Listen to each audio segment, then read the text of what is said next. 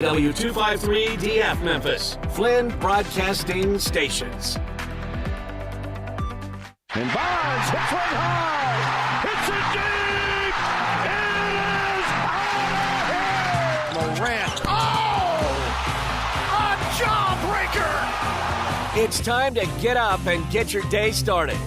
It's Sports 56 Mornings with Greg Gaston and Eli Savoy on Sports 56 and 98.5 FM. Diggs! Sideline! Touchdown! Unbelievable! Here are your hosts, Greg and Eli.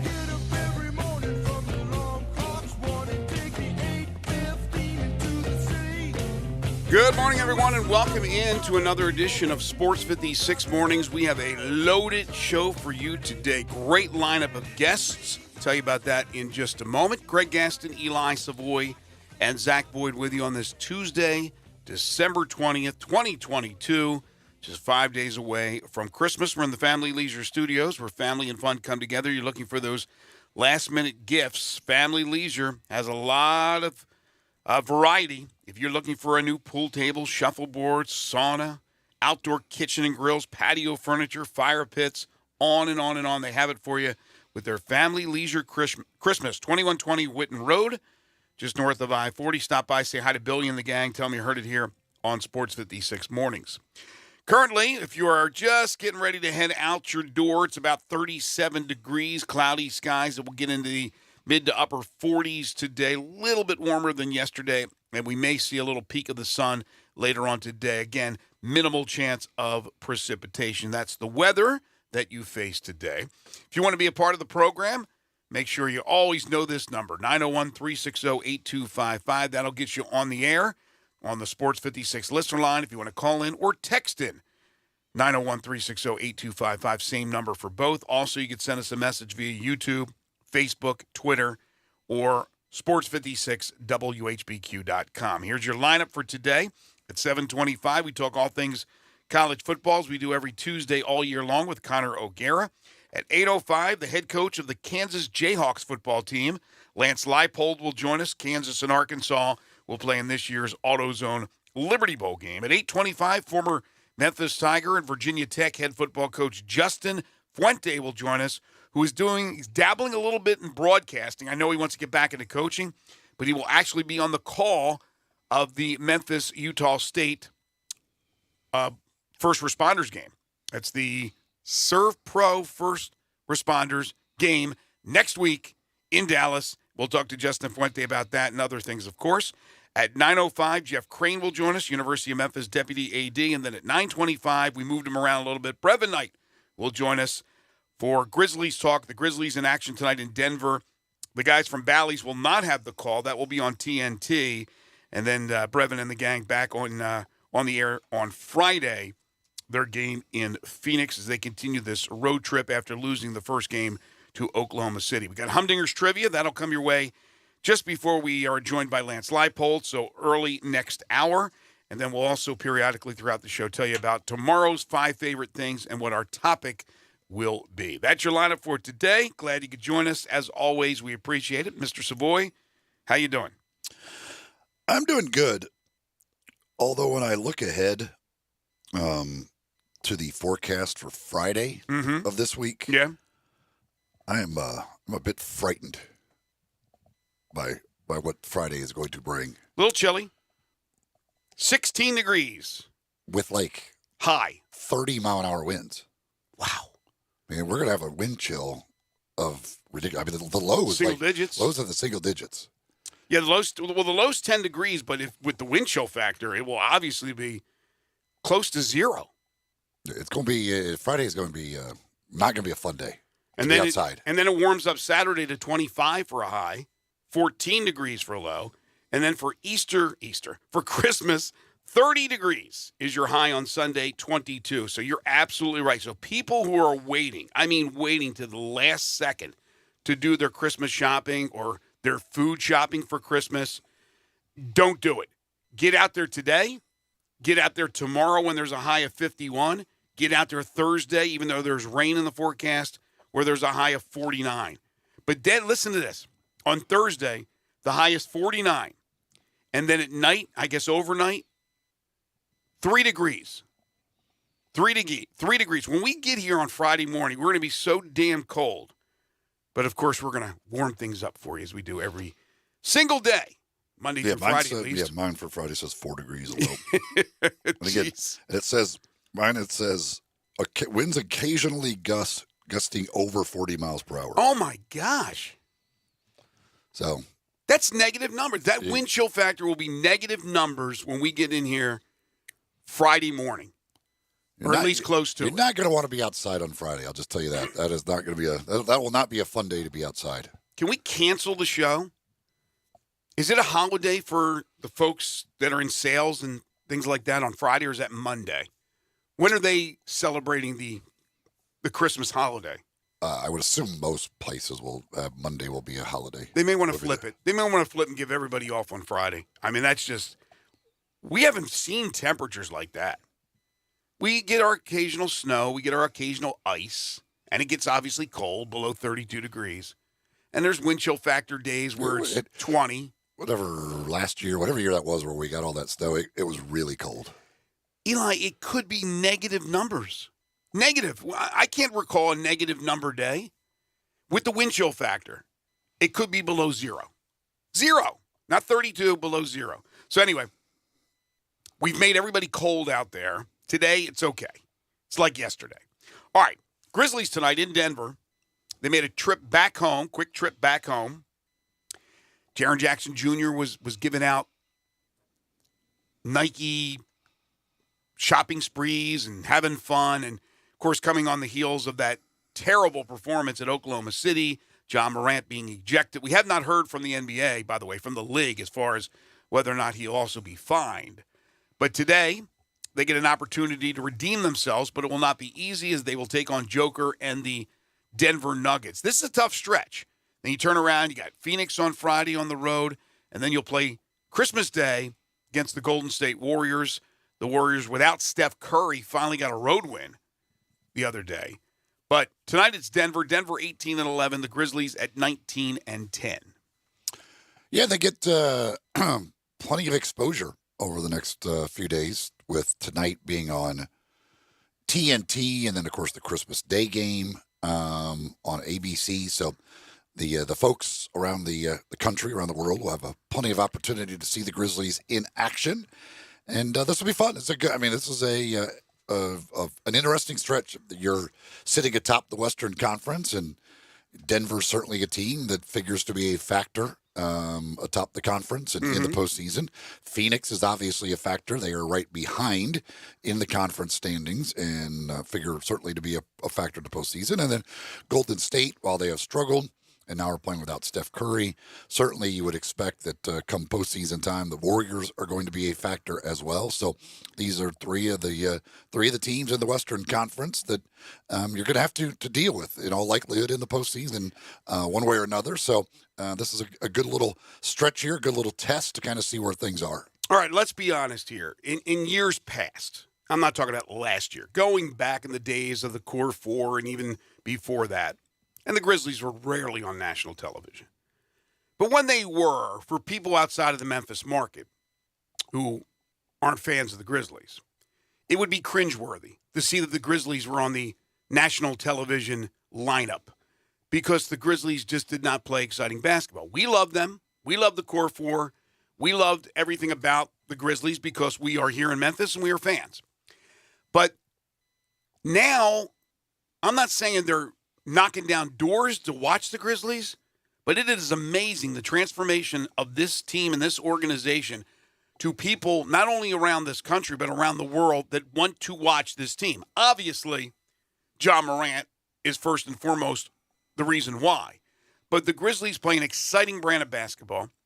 They have this college-like way about them in their camaraderie and their chemistry.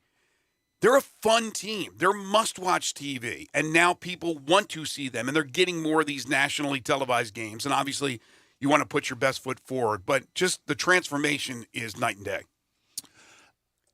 People want to watch the superstars. When you get a superstar, people want to watch you, and the Grizzlies don't have that. Now, overall, on Christmas Day this year. I'll be interested to see how far down the numbers go for the NBA games because of the fact that they have the unfortunate circumstance of going head to head with the NFL all day long. Mm-hmm. So the numbers for the Christmas Day games this year will, I would imagine, be among the worst they've ever had. There's no question. But NFL's a behemoth. But there will still be, there'll still be a lot of folks watching. And again, TNT tonight, ABC on Sunday. It's a nice little week for the Grizzlies as far as national exposure goes. Last night in the NBA, some monumental moments. First of all, great game between Portland and Oklahoma City. Of course, the Thunder having knocked off the Grizzlies the other day. Damian Lillard becomes the all-time leading scorer in Portland Trailblazers history, surpassing the Hall of Famer Clyde Drexler. But it was Shai Gilgeous-Alexander who got the last laugh with a game winner for the Thunder at the buzzer, 123-121. He's pretty good. Both those guys are pretty good. Lillard and Shai Gilgeous-Alexander. Goes to the depth of the point guard position in the Western Conference. When you just everywhere you look, there's top point guards. But the Thunder beat the Grizzlies without him, which I still don't understand. Mm-hmm. But nobody does. He's pretty good when he plays. Lillard, by the way, went for 28, 6 of 12 threes. He's just a dynamite outside shooter. But overall, he only took 17 shots, got 28 points off that, 9 of 17. And got to the free throw line as well. For Shai Gilgeous-Alexander, he would go for 35 points. So that's always fun to see that type of performance by those superstars. Also last night, the Suns throttled the Lakers, and the Lakers are, guess what, without Anthony Davis. He's out again, and he'll be out for a while. Shocking how this happens every single year. Yeah, it looks like a few weeks, possibly a month or so for Anthony Davis. And he was playing great basketball. Had kind of gotten into, rounded into form and had those massive games there. But overall, just have been playing really good basketball. But that's the problem with Anthony Davis. He has trouble staying healthy. You have to pencil in every year that he's missing a month minimum, and maybe more. Every single year. Charlotte's got Lonzo Ball back.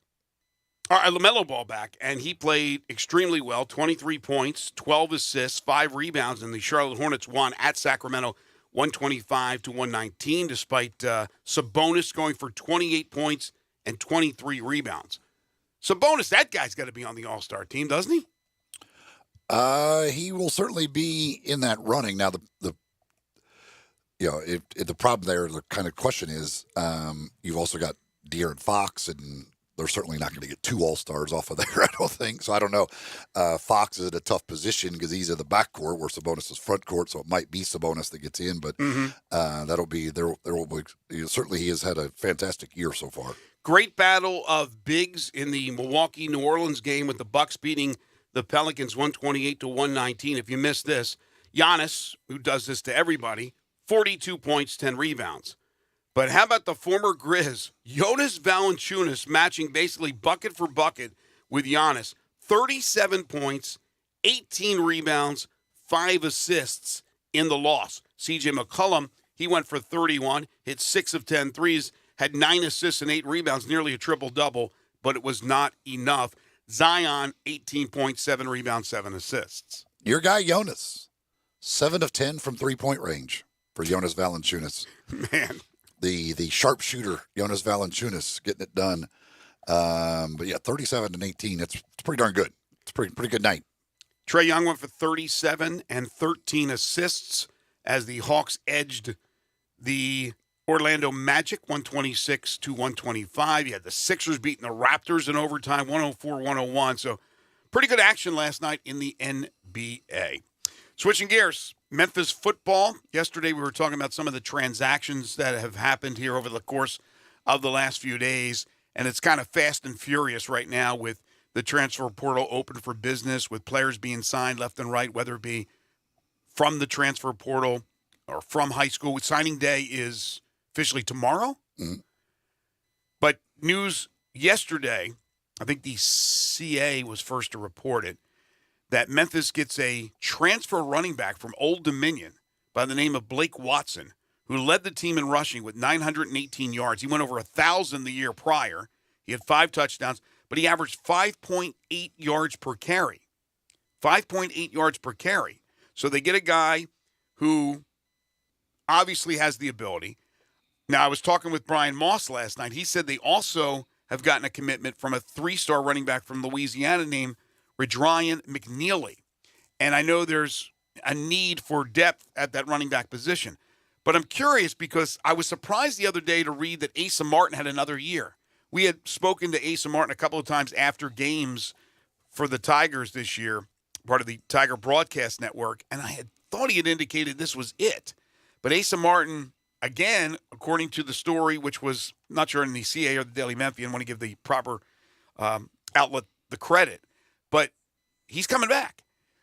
And I know that Sutton Smith is a guy that Ryan Silverfield, who, by the way, will be on the program with us tomorrow, wants to really feature next year, that he thinks he could be that breakout running back along the lines of some of the greats that Memphis has had.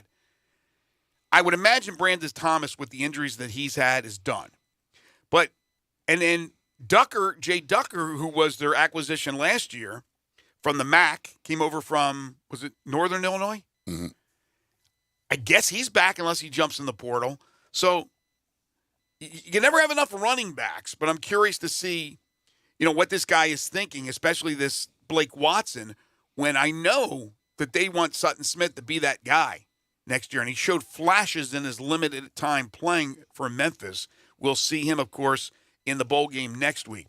But from a recruiting standpoint, and I think there's a story today in the CA about how Ryan Silverfield and his staff is getting it done. They're doing great on the recruiting trail. They haven't lost a lot of players, and they haven't lost really any key players so far. Things could happen right after the bowl game. There's no question that they may lose a player or two, and there could be a coaching change or two.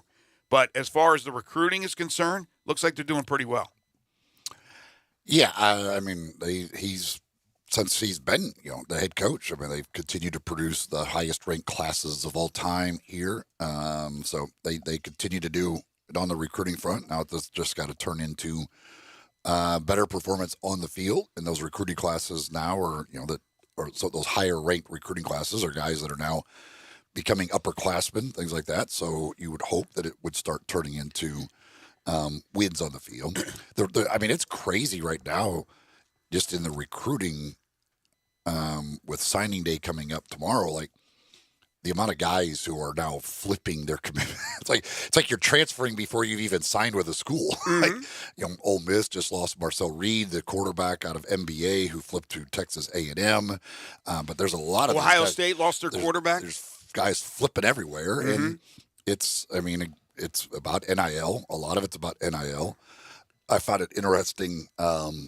Jeff Traylor. Yeah, I wrote that down here. The head coach at University of Texas San Antonio, tweeting out yesterday at NCAA football, says, "How do we report Power 5 schools who are trying to poach our young talent? How much evidence do we really need to make this not be a part of our game?"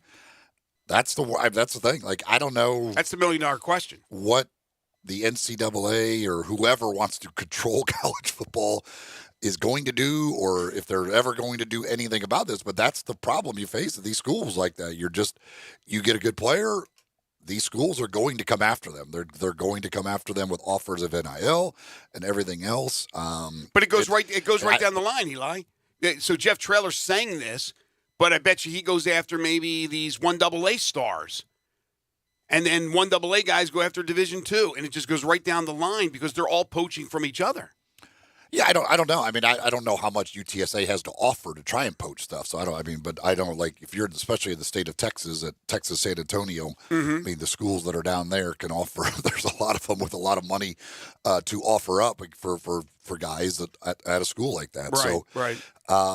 It's a weird world. But NIL has completely changed the game. The transfer portal has changed the game, and like I said, it's like every year, every guy on your team is a free agent, and you're trying to sign him to another 1-year contract to get back to go. And then after that year, again, you'll be same situation of trying to get him one more 1-year contract. And it's difficult in the non-Power 5 when you don't have a bunch of NIL money to throw around. Look, we've talked about it before. We'll talk about it until we're blue in the face. Something will eventually happen, but there needs to be uniformed rules. There has to be. We're all for, at least we are, you and I, for NIL and for these players to be able to make money off their name, image, and likeness. But it can't be the Wild Wild West. It can't continue to be like this with the poaching going on. And for Ole Miss losing Marcel Reed, and I'm sure there's a good chance they probably earned it, but I don't think Ole Miss has. I think right now they have one quarterback on the roster. I don't think they have. Altmaier jumped in the portal, so I would assume that Lane Kiffin will be trying to. And again, even if they would have gotten Reed, I would think they probably would have wanted another veteran type quarterback. So I would assume they're going to be working the portal hard to try and find a quarterback out there if possible. But there's a few out there. Like the entire nation of quarterbacks is out there. So, but yeah, I think right now they just have the one quarterback on the roster. Yesterday in bowl action, Marshall knocked off UConn 28 to 24. They led 28-0. Today, if you're scoring at home, 2 bowl games on tap. The famous Idaho Potato Bowl. It's Eastern Michigan, San Jose State, and then the roofclaim.com Boca Raton Bowl, and it's Liberty without Hugh Freeze taking on Toledo. A couple of other notes, and then we'll take a break, and we'll be joined by C.J. Connor O'Gara on the other side. From the world of college basketball, the AP Top 25 poll came out yesterday. We were wondering, where would Memphis fall? Would they get into the poll? They were number 26 last week. Well, they dropped. They got 59 votes, so they got some support, but they dropped. They would be 31 if they stretched it out that far. So they got 15 less votes than they did last week. Purdue, number 1, 41st place votes. UConn, number 2. They got 21, and then it was Houston, Kansas, and Arizona to round out the top 5. Other teams of note, Tennessee 8th, Bama 9th, Arkansas 10th, Mississippi State still undefeated. They were 15th, Kentucky 19th, and Auburn remains in the poll at number 23. But again, Memphis took a little bit of a hit. I thought the Tigers could actually move up. Well, the problem is you always. I mean, voters are just voters, and if you lose, it doesn't matter. Like that, it was a road game against a top 10 opponent. They look at, oh, look, Memphis lost. We have to drop them. Right. It's just right. It's just the way voters think. Like they can't get it in their head of who it was or where it was. It's like, oh, you took a loss. These teams behind you didn't. Therefore, these teams jump over the top of you. You're absolutely right. That's the way these polls work, and that's why it's just. The mentality of voters in polls like this. If you missed last night's result from Monday Night Football, the Packers beat the Rams 24-12 to improve to 6-8. 3 games to go. Aaron Rodgers still feels that this team could get to the playoffs. There's certainly that opportunity. The Rams dropped to 4-10. 2 touchdown runs for A.J. Dillon. Then he got banged up later in the game. Aaron Jones caught a touchdown pass. And from the world of baseball, sad news, Tom Browning has passed away at the age of 62. Played 12 seasons in the Bigs, 11 for the Reds, threw a perfect game. He's on that short list of pitchers who have thrown a perfect game in Major League Baseball history. Yeah, and one of the great moments ever at Wrigley Field was when Tom Browning, in the middle of a game, went up to the rooftops and was suddenly sitting on the rooftops in the middle of the game, waving down at his teammates. Did not make the organization very happy, but I'll never forget that. Like, when they watching that game that day, and they showed Tom Browning in his uniform sitting up there on the rooftops, just waving at the team, and hearing him tell the story. It's pretty amazing. He just decided that, hey, I wasn't pitching that day. I was looking out there trying to find something to do, and so I went over there and I told my teammates they'll be able to find me. He was a bit of a character, of course, helped the Reds to the 1990 World Series title. Pinnacle Roofing and Restoration for all your roofing and home repair needs. Call Brandon McCullough at 901-438-5084. Make it a priority in the new year. If you have a roofing problem right now, it may be a minor problem right now, but get it fixed because it'll become a major headache. So make it a priority to get it fixed in 2023. They offer financing with many different plans and options to choose from, including a 6, 12, or 18-month, same as cash option. They'll work with your insurance company or out of pocket, whatever it takes. They're part of the Roofs for Troops program. Any veteran, active, or retired, you get a $250 rebate on the purchase of a new roof. They do residential and commercial roofing. So business owners, property managers, along with homeowners, if you have a leak or any other problem, call Brandon today. They'll come out and do a free roof inspection. They're licensed, bonded, and insured, and a member of the Better Business Bureau. You get a 5-year labor warranty on the purchase of a new roof. All their work is satisfaction guaranteed. They do work around the home. If you can't do it yourself, call Pinnacle. Carpentry work, exterior painting. They can replace gutters, put up fencing, siding. They can install shingles, rotten wood repair. Again, whatever you can't do, call the experts. Quality work at a very good price. It's Pinnacle Roofing and Restoration for all your roofing and home repair needs. Call Brandon McCullough, 901-438-5084, or go online to newroofmemphis.com. Connor O'Gara is next. This is Sports 56 Mornings with Greg and Eli on Real Sports Talk, Sports 56 and 98.5 FM. Join the voice of the Tigers, Dave Woloshin, for Wolo and Friends. Weekday mornings from 10 to 11 here on Sports 56 and 98.5 FM. Bienvenidos. Welcome to Los Cabos with 4 locations, Quince, Bartlett, Germantown, and now on Goodman Road. Los Cabos serving the best food in town with quality service and a fun family atmosphere. At Los Cabos, food and drink are an important part of the dining experience, so you get exceptional food with cocktails worthy of that food. You'll find the best margaritas at Los Cabos, along with delicious specialty drinks, handcrafted cocktails, beer, and happy hour specials 11 a.m. to 7 p.m. daily. Los Cabos is open for lunch and dinner, with lunch specials every day starting at $7. Come enjoy delicious Mexican dishes and seafood at the best sports bars in town. Visit with family and friends and enjoy Los Cabos Mexican Bar and Grill. Los Cabos, now with 4 locations, Quince, Bartlett, Germantown, and their newest location, 3964 Goodman Road, just a few minutes down the road from Getwell. See you soon at Los Cabos. The season has changed. You know how I know? It's finally here, the Family Leisure Christmas Sale. Excellent deals on pool tables, shuffleboards, and saunas. Oh, we're just beginning.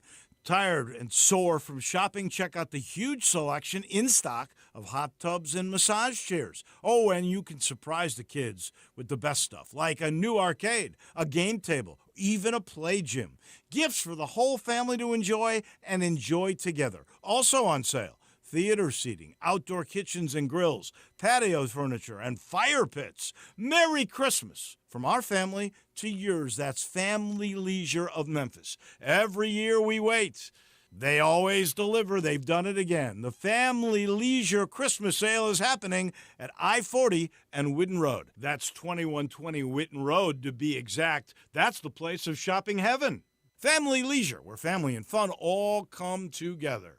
0650 acquisition fee, 30,000 miles per year, 20 cents excess mileage, 0 security deposit. Forte PE 545,584, MSRP 22,150. Sorrento PG 172,274, MSRP 32,720. Includes all rebates and incentives. Must finance through KFA Hyundai. Excludes tax title and license with approved credit. See dealer for complete details. Offer valid through 1/3/2023. Dealer stock only. Warranties and limited powertrain warranty. See Kia.com or retailer for details. Mid-South Randy here at Gossett Kia South Mount Moriah, and we're gearing up for the season of giving back. And if you buy a car now through December 31st, Kia will make a donation to our very own St. Jude Children's Research Hospital. Hey, Jeff Moman took the day off to visit Santa to get his list ready, so I've got the helm today. And to celebrate, we've got 2023 Kia Forte LXS, 41 MPG Highway, $234 a month, 36-month lease, $27.99 due at signing. And 2023 Kia Sorrento LX, $388 a month, 36-month lease, $34.99 due at signing. Plus, you always get the 10-year, 100,000-mile powertrain limited warranty. And if we don't have it today, we'll order it for you. You won't pay over MSRP at Gossett Kia South Mount Moriah. And like Jeff says, whether you live in Horn Lake, South Haven, Olive Branch, or Memphis, you'll be happy at Gossett Kia Mount Moriah, 2680 Mount Moriah, or KiaMountMoriah.com.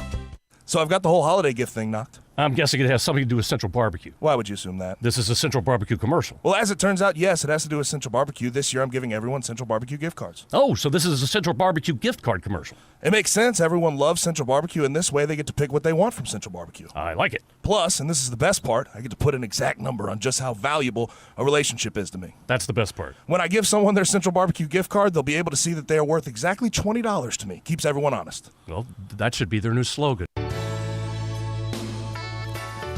Listen Sundays at 11 a.m. to join Idlewild Presbyterian Church for worship. Idlewild is a PCUSA church located in Midtown Memphis. Sports 56 traffic. This Sports 56 traffic update is brought to you by Barton's. Barton's has always been your hometown building supply store, and now they're your go-to for replacement car remotes and key fobs. Save up to 60% compared to dealer prices. Visit your West Memphis Barton's at 215 West Broadway Street. Right now, to start the morning, no accidents or delays. That is no accidents or delays this morning. This is your Sports 56 traffic update. Now back to Sports 56 Mornings. Good morning. On Sports 56 and 98.5 FM. Here once again, Greg Gaston and Eli Savoy. Off to a rip-roaring start here on this Tuesday morning. We welcome you back to Sports 56 Mornings. Currently 37 degrees, cloudy skies. May see a little peek of the sun later on today. A high temperature of about 47, 48 today, and then it gets just brutally cold. Right now, it's time to warm things up with Connor O'Gara.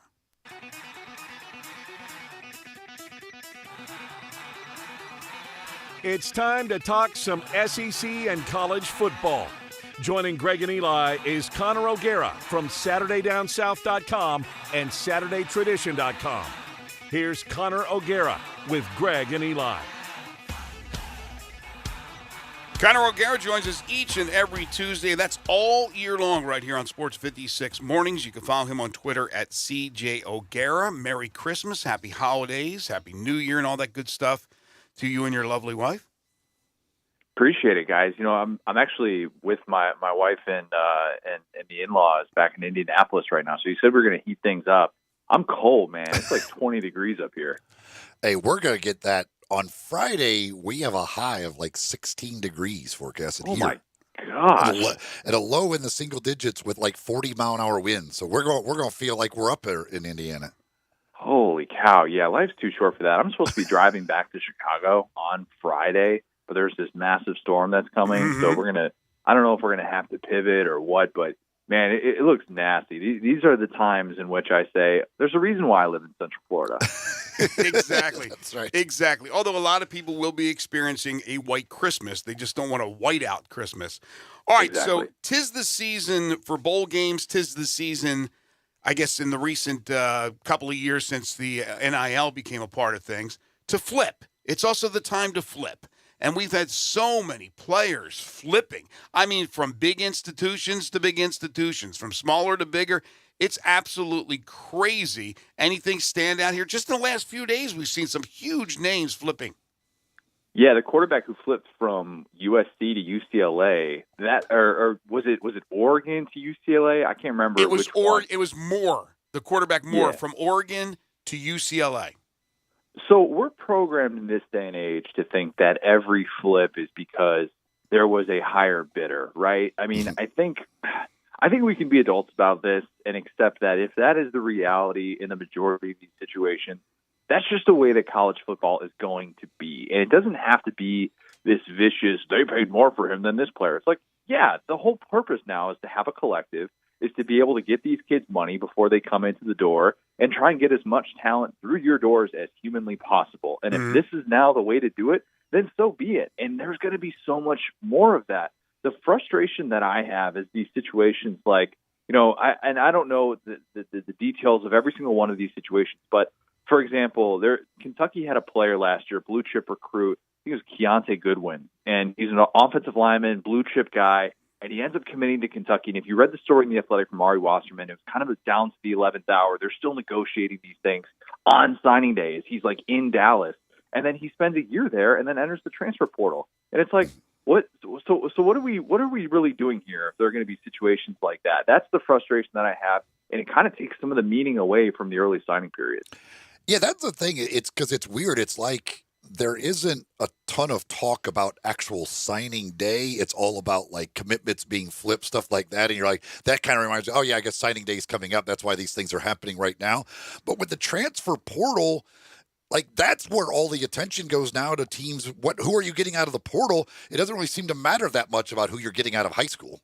It's a fascinating crossroads, and I don't know that you have to pick one or the other. I think there are certain coaches, Brian Kelly being one of them, who have figured out, Mike Norvell, you know, as you in the Memphis area, you guys know what he's been doing at Florida State, where you can have this balance of having transfer portal guys and having an elite recruiting class, because I think you need both. I mean, like, that's the reality, is if you totally ignore one, and say, oh, well, we don't want this anymore, then I think you're doing your team a disservice. And, look at the way that this played out last year, right? With two teams that were more active in the portal than anyone, that is USC and Ole Miss. They absolutely elevated the floor of their respective programs with what they did in the portal. Meanwhile, A&M, the team with the historic recruiting class, didn't do anything but win 5 games with that recruiting class. And now they're seeing some of those guys, not all of them, but they're seeing some of those guys go to other places. And it just kind of makes you step back. And then there's Georgia, who's the favorite to win a national championship. Kirby Smart's been very adamant about the fact that they didn't use the portal this year, and it was all in-house. So who really has the right way? I don't know, but I think both are very important still. It's bad enough with the flips and the flipping that's going on from powerhouse to powerhouse, but it's a lot different and a lot more scary as far as the prospect is concerned when it's the big guys poaching the little guys. And yesterday you probably saw the quote from Jeff Traylor. We mentioned this in our first segment, USTA coach. They'll be heading into the American Conference this year. He said, "Dear NCAA football, how does UTSA football report Power 5 schools who are trying to poach our young talent? How much evidence do we really need to make this not be a part of our game?"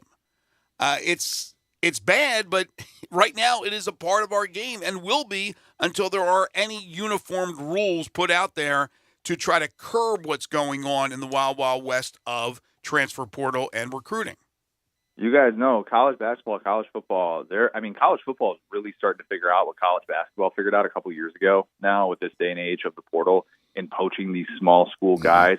It is huge. And it's a huge part of what you're trying to build. Juice Wells, a guy from South Carolina who comes over from James Madison and ends up being the go-to target for Spencer Rattler. I think he was like 3rd in the SEC in receiving. Two of the leaders in SEC in receiving, Ra Thomas from Mississippi State and then Dominic Lovett from Mizzou, they enter the transfer portal. It looks like those two guys could end up going to Georgia and going to bigger schools. Like, that's the day and age that we live in. And then there's every once in a while, you'll see like a case like Austin Reed. Austin Reed was the Western Kentucky quarterback, threw for 1 billion yards roughly this past year, enters the transfer portal, and we're thinking, all right, he's going to go to a bigger school. And then he comes back with a new car deal, and he's going to Western Kentucky still. So this is just the world that we live in. It's bananas. It's frustrating if you're a small school program, and it makes you feel like you're just holding on for dear life whenever you have somebody that isn't draft eligible that explodes. And even the draft eligible guys could very well go to bigger schools. It's what's funny. It's like it's like when we get the announcement from Michael Penix and Bo Nix that they're actually just staying at their current school, like that, becomes a little bit surprising. You're like, oh my god, like these guys are just gonna just stay where they are and play another year. Like that's not the way of today's world. Yeah, I just assume Bo Nix is going to have an annual announcement ready to go for the rest of time. And we're going to be sitting here, we're going to be in our 70s, and we're going to be talking about, Bo Nix just got another year of eligibility, man. Still slinging it. Maybe this year he wins the Heisman. Good for Bo Nix. So, there are certain guys that we just expect are going to be back each and every year. But, yeah, it does feel like guys who are just standing pat and staying in the same exact school are the unique ones. And the thing, too, we talk about the portal and everything else, and so it's like it doesn't seem like there's as much attention on the high school recruiting, but then it is funny that you go look at the recruiting rankings and lo and behold, who are the top 2 teams in recruiting? Oh, look at there's Alabama and Georgia. So some things still don't change.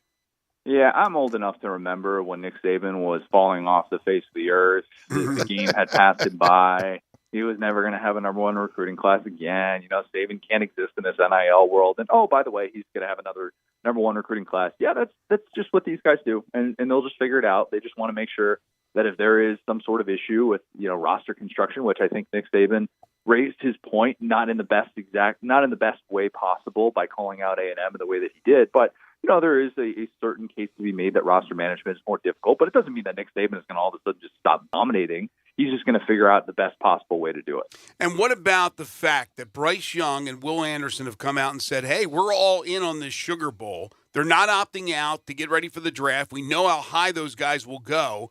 I don't know if it's the Saban factor or it's just kind of the whole chemistry of that particular program down in Tuscaloosa. But that's rare in this day and age if you're not in the playoffs to actually play for your team in a bowl game, no matter how big the bowl game is. I love it. I absolutely love it. And I'm not the guy who sits here and blames kids for opting out because I think the financial incentives have absolutely changed. You're right.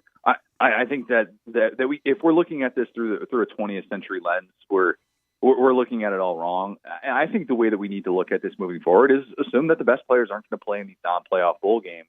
And when they do, let's celebrate it. Let's appreciate the fact that we're going to get to see Bryce Young and Will Anderson play one more game of college football.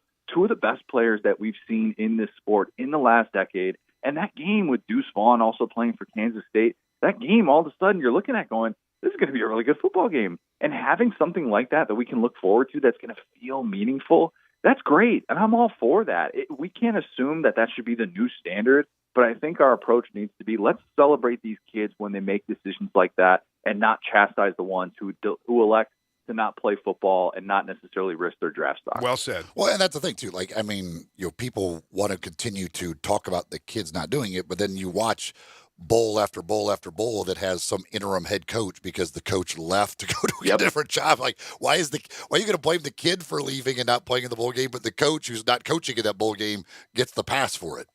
Eli, that's such a great point because that to me is what has changed also with the early signing period. That there are so many people who say, "Oh, kids aren't wired the same way that they used to be."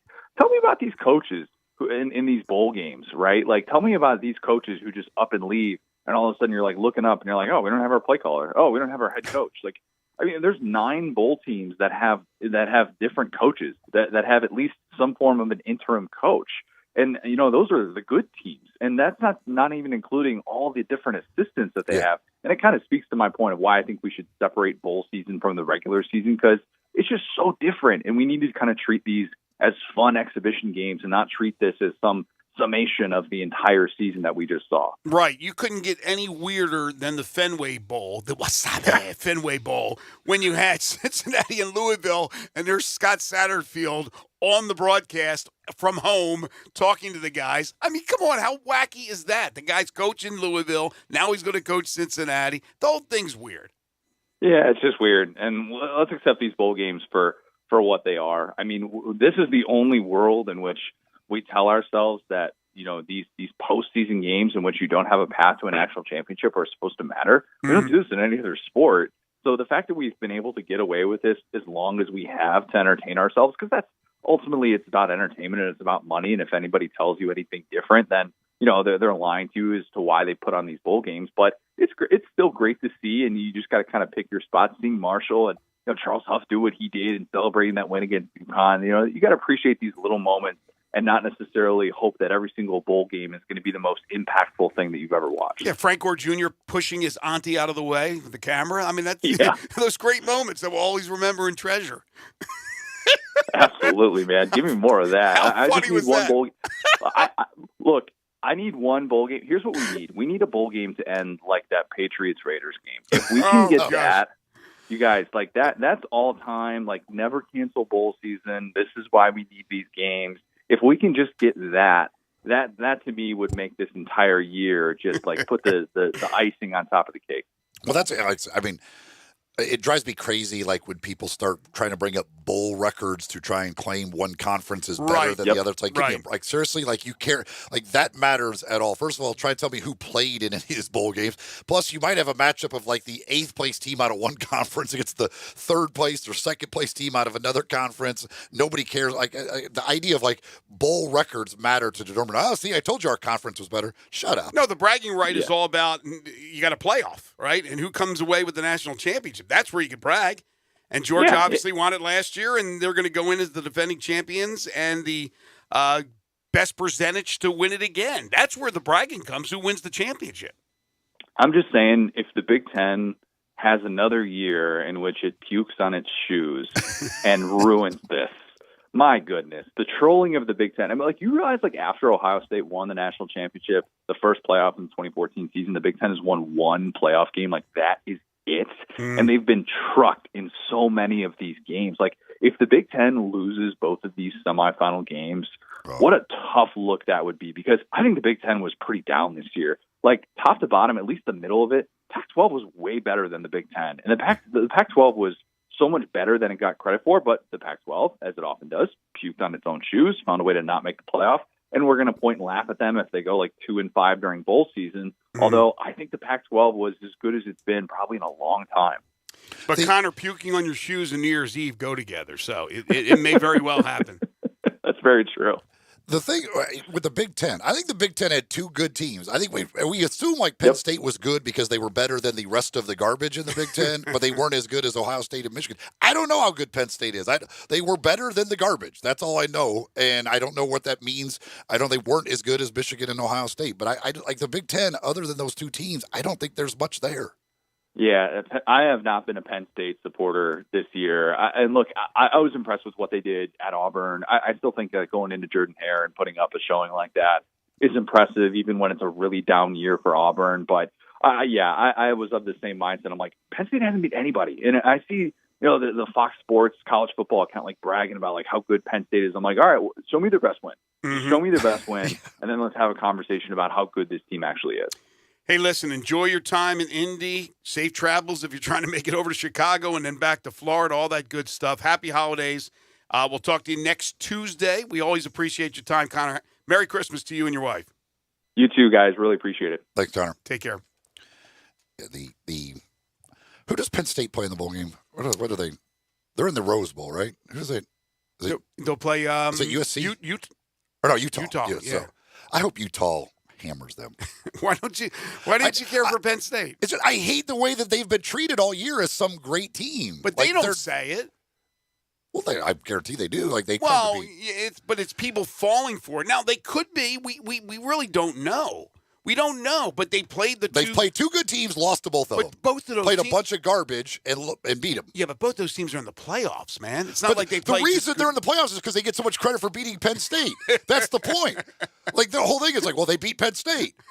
True. But what does that mean? Penn State has done nothing but beat a bunch of garbage. Michigan did their thing, but you're right about Ohio State. They got they got a lot of support from beating Penn State. You're right about that. Whoever lost the game between Michigan and Ohio State was automatically going to be, they beat Penn State. That's their claim to get in. Well, so what if Penn State hasn't done anything other than win a bunch of games against garbage opponents? Yeah, the Big Ten is weird. It's got like tiers. It has Ohio State and Michigan.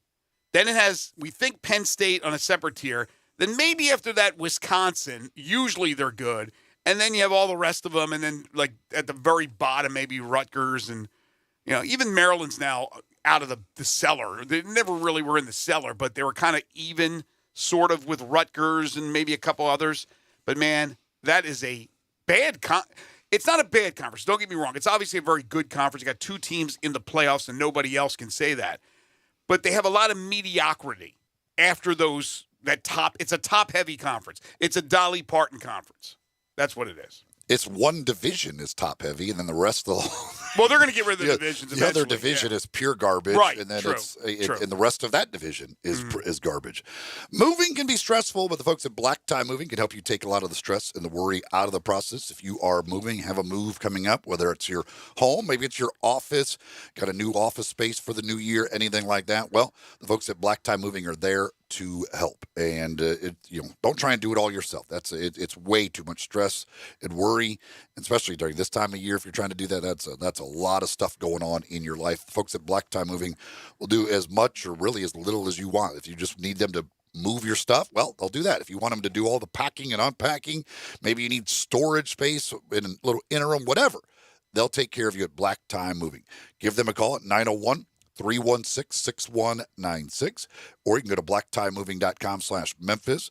You get a no-obligation quote up front from the folks at Black Tie Moving, and again, they'll take all that stress and worry out of it. You get a moving concierge that's available to you 24/7 to answer any questions that you have during the process of your move. Again, 901-316-6196. Give the folks at Black Tie Moving a call. All right, we'll let you know what our 5 favorite things topic will be for tomorrow when we return, plus some interesting news which may allow Andre Carter, the terrific Army linebacker, to go right to the NFL. That when we return. This is Sports 56 Mornings with Greg and Eli on Real Sports Talk, Sports 56 and 98.5 FM. Broadcasting from the Family Leisure Studio, we are Sports 56 and 98.5 FM. Biscuits and Jams is the best new restaurant in the Mid-South. Their shrimp and crawfish Creole Benedict has been named one of the best one-of-a-kind breakfast dishes by the Commercial Appeal. Biscuits and Jam's secret is homemade food with local ingredients. You can't get any better for breakfast, brunch, and lunch. Biscuits and Jams, open 8 to 2 Tuesday through Friday and 9 to 3 Saturday and Sunday at 5806 Stage Road. For delicious, local, homemade food, Biscuits and Jams is simply the best. Here's to Prilosec OTC. Without Prilosec, I wouldn't be able to enjoy all this yummy holiday food. Speaking of whoever made that apple pie, delicious. I just take one pill each morning and zero heartburn all day. So cheers to Prilosec OTC. Ooh, are those jalapeno poppers? Prilosec OTC prevents excess acid that can cause heartburn, so you can enjoy the holidays. One pill a day, 24 hours, zero heartburn. It's possible while taking Prilosec OTC. Use as directed for 14 days to treat frequent heartburn, not for immediate relief. Call Conway Services today for a $69 heating system tune-up. Feel confident knowing the expert technicians at Conway will do the job right the first time. In fact, if your system breaks down within 6 months of our tune-up, we'll give you double your money back. Schedule your $69 heating system tune-up with our double your money back guarantee now before this offer expires. License number 64210, 64365 EAS, MS 19668. Call 384-3511. Conway Services. Call Conway today. Buying a home? Rocket Mortgage will cover 1% of your rate for the first year at no cost to you with Inflation Buster. That's more road trips, more front row seats. Plus, if rates drop within 3 years of your home purchase, you'll get exclusive savings when you refinance with Rate Drop Advantage. Save when you buy today and refinance tomorrow. Call 833-7ROCKET today or visit inflationbuster.com to start saving. For fees covered, rate like date requirements and other terms and conditions, visit inflationbuster.com. Call 1-833-7ROCKET. Equal housing lender licensed in all 50 states. NMLSConsumerAccess.org number 3030. Welcome to Triumph Auto Sales, where you'll have a great car buying experience. Triumph Auto Sales is your #1 source of quality pre-owned vehicles ranging from lease returns to new car trades, all at huge savings. Plus, Triumph has a full array of financing options to meet your needs. Find your next car online at triumphautosales.com or stop in today at 4875 Elmore Road. Triumph Auto Sales will help you get the vehicle you want at the price you need and the service you deserve. For a great car and a great experience from a local and family-owned business, visit Triumph Auto Sales. Now back to Sports 56 Mornings. Good morning. On Sports 56 and 98.5 FM. Here once again, Greg Gaston and Eli Savoy. Welcome back, everyone. 7:52. Final minutes here in hour number 1. Coming up in hour 2, we'll be busy. Humdinger's Trivia.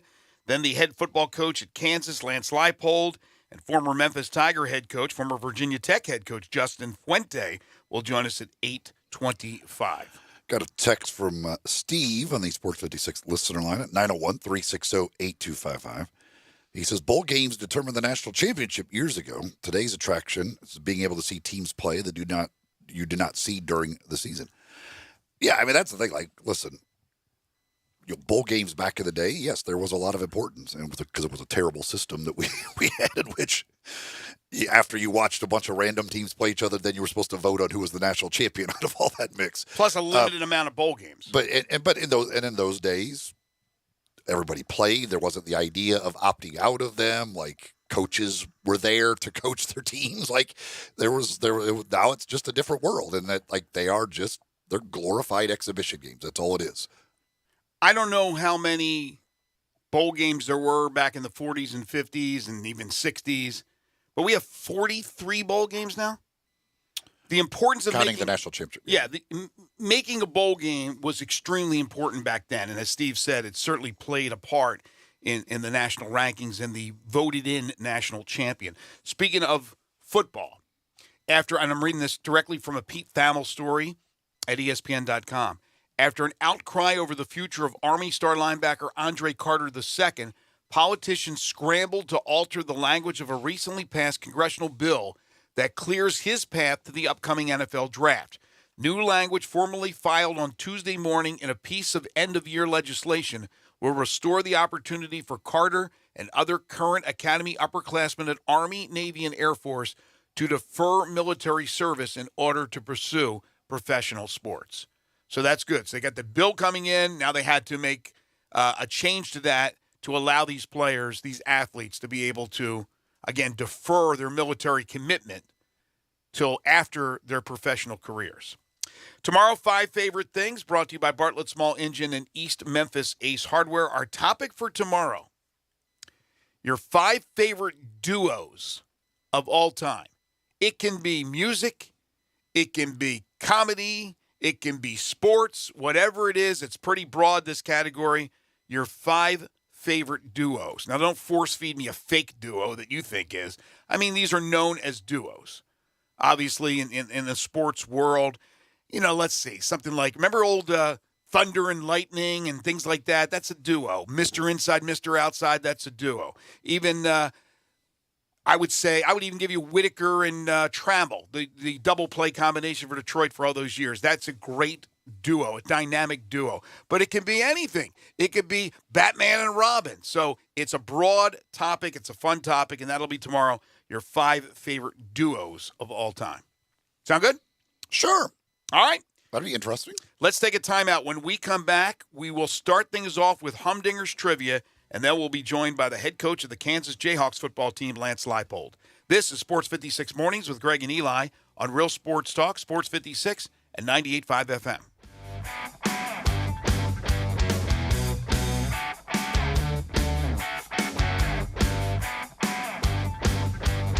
Moving is stressful, but Black Tie Moving can take the worry out of the process. Whether you're moving across town or across country, moving your home or your office, your personal moving concierge from Black Tie Moving will work with you to design a plan that perfectly fits your budget and needs. And they're available 24/7 to answer any questions you have. Give Black Tie Moving a call at 901-316-6196 or go to blacktiemoving.com/Memphis to get your personal, no obligation quote from the moving experts at Black Tie Moving. Getaway Sports Bar, the best kept secret in town, open noon to 1:30 a.m. 7 days a week. Garvin, the owner, created this SEC NFL Dream Bar over 20 years ago. You'll never miss a minute of action. 10 TVs, 5 70-inch TVs for all the big games. Rack them up on 6 pool tables. Coldest beer in town, grab you a pool stick and get you some good bar grub. 100% Angus burgers, big and moist chicken tenders. Daily happy hour Monday through Friday, 2 to 6 p.m. with long neck domestics, $2.25. Getaway Sports Bar, 4632 Winchester. There's an institution in East Memphis that I love talking about. It's the Spirit Shop at 4848 Poplar Avenue, right down the street from Clark Tower, and it looks like a log cabin. It's been around Memphis since 1969 with a family-owned, friendly, knowledgeable sales staff that is just a wonderful place to go. I love going in and talking wine or bourbons, and they've got such great selection. So if you've not visited the Spirit Shop in a while, it's been remodeled. You'll love what you see when you need spirits. Tell Eddie Wollo said hello. Say there was a place, the perfect place for everything you need for tailgates and patios. Grills and chairs, charcoal and coolers. Everything to make a great game or a great day. That perfect place wouldn't be a warehouse. It's East Memphis Ace Hardware. Locally owned and operated at Quince and White Station, East Memphis Ace Hardware is where you'll find Benjamin Moore paints, local plants from local growers, and Black & Decker tools. Around the block, what you need in stock with people who know their tailgates. Welcome to East Memphis Ace Hardware, the home convenience store. So I've got the whole holiday gift thing knocked. I'm guessing it has something to do with Central Barbecue. Why would you assume that? This is a Central Barbecue commercial. Well, as it turns out, yes, it has to do with Central Barbecue. This year I'm giving everyone Central Barbecue gift cards. Oh, so this is a Central Barbecue gift card commercial. It makes sense. Everyone loves Central Barbecue, and this way they get to pick what they want from Central Barbecue. I like it. Plus, and this is the best part, I get to put an exact number on just how valuable a relationship is to me. That's the best part. When I give someone their Central Barbecue gift card, they'll be able to see that they are worth exactly $20 to me. Keeps everyone honest. Well, that should be their new slogan. Acura of Memphis invites you to experience the all-new, completely redesigned 2022 Acura MDX. It's the most advanced SUV Acura has ever built. Experience the convenience of full connectivity, including built-in Alexa, Wi-Fi hotspot, and wireless charging, from the stunning interior complete with third-row seating. Stop by our state-of-the-art facility and take advantage of our aggressive APR offers today at Ridgeway and 385. Or shop online from the convenience of home now. Visit AcuraofMemphis.com. We are Sports 56, WHBQ Memphis, and W253 DF Memphis. Flynn Broadcasting Stations. Oh, yeah. Sports 56 Traffic. Right now, we're working an accident on Walnut Grove at Shelley Renee. That's Walnut Grove at Shelley Renee. And then we'll have an incident on Whitney at Overton Crossing. Police is directing traffic there. That's Whitney and Overton Crossing. Police is directing traffic. Keep it right here. This is your Sports 56 traffic update.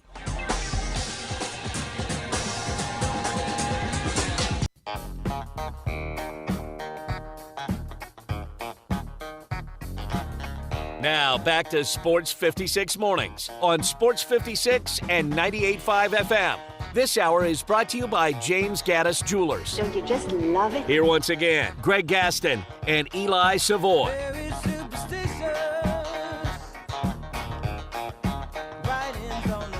We welcome you back to Sports 56 Mornings, hour number 2 on this Tuesday, December 20th, 2022. Greg Gaston, Eli Savoy, and Zach Boyd with you from the Family Leisure Studios, where family and fun come together. Family Leisure, their Family Leisure Christmas continues. Christmas just 5 days away. Head on over to Family Leisure at 2120 Whitten Road, just north of I-40. I guarantee you'll like what you will see. Coming up in hour 2, we will be talking with Kansas head football coach Lance Leipold in just a few moments. Justin Fuente later on in the hour.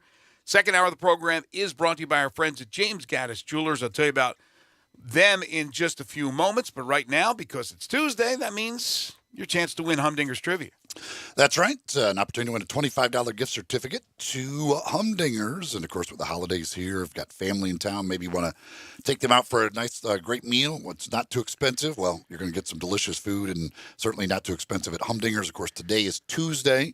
That means it's Taco Tuesday, which they do each and every Tuesday. That means the chicken and fish tacos at Humdingers are just $2 all day long. That's each and every Tuesday that you can go enjoy those. But, of course, every day that you go to Humdingers, you can enjoy great food, like all of the different grilled fish options that they have, from the mahi-mahi to the trout, whatever. They got so many different ones to choose from, all delicious. You got great toppings that you can put on there, great sides to choose from to have with that as well. Of course, the crispy fish and chips on Fridays. They do their fish and chips for just $9.99. That's all day long on Fridays that they do that special deal over at Humdingers. You can go to humdingersrestaurant.com to check out the menu, see everything they have to offer for you over at Humdingers. And if you are the first to answer our trivia question correctly, well, then you'll get a $25 gift certificate to Humdingers. And you can answer via text on the Sport 56 listener line, 901-360-8255. 901-360-8255. That is the phone number to text in your answers, and the first one will get that $25 gift certificate. And today's question is this. Of course, the Grizzlies on Sunday will be making their Christmas Day debut for the NBA, which has always had the great lineup of games on Christmas Day. Which team has the highest winning percentage on Christmas Day? Which NBA team has the highest winning percentage in Christmas Day games? Is there a minimum appearances? There is not. Okay. So great. 901-360-8255. 901-360-8255. Which team has the highest winning percentage in NBA Day or in Christmas Day games in the NBA? Second hour of the program is brought to you by James Gaddis Jewelers. They are your family's jeweler. 4900 Poplar between Mendenhall and St. Nick, and on the web at gaddisjewelers.com. I'm going to be heading over this afternoon to check out some of what they have to offer, which is an awful lot. You talk about variety, they have it for you at James Gaddis Jewelers. Maybe you're looking for that special gemstone. They have all the fine gemstones. They have all types of watches, including the Rolex watches, the new and pre-owned, bracelets galore, necklaces, earrings. They have estate and vintage jewelry, and they're always adding to that collection. They also have, of course, a wide range, I should say, of engagement rings and wedding rings, because they are your bridal engagement and anniversary jeweler headquarters. Many folks I know have purchased those rings from James Gaddis Jewelers. And one of the other things I love about this place is they'll call you or text you periodically and say, hey, why don't you go ahead and bring your jewelry in and we'll clean it, of course, free of charge. They want to make sure that you're enjoying this jewelry that you purchased from them for your entire life, as long as you have the jewelry, right? They are taking care of that jewelry. That's why they have so many repeat customers at James Gaddis Jewelers. The service is second to none. They are full-service jewelers with 2 Bench Jewelers ready to serve you. You need a simple cleaning, resetting of your ring, whatever it is, they will take care of that for you. All their diamonds are independently graded and certified. They know there's a lot of competition out there, so they have a price point to suit everyone's budget. It's James Gaddis Jewelers, second-hour sponsor of Sports 56 Mornings. Head on over there, 4900 Poplar between Mendenhall and St. Nick. You can't miss it. On the web at gaddisjewelers.com. Please tell them you heard it here on Sports 56 Mornings. Well, we are gearing up here in Memphis for the annual AutoZone Liberty Bowl game. It comes your way next week. I love the matchup. It will feature the Kansas Jayhawks from the Big 12 and the Arkansas Razorbacks from the SEC, and we are very pleased to be joined by the head football coach of the Kansas Jayhawks, Lance Leipold. You can follow him on Twitter at Coach Leipold. That's Leipold, and Coach joins us now on Sports 56 Mornings. Coach, thank you so much for taking some time. We appreciate it.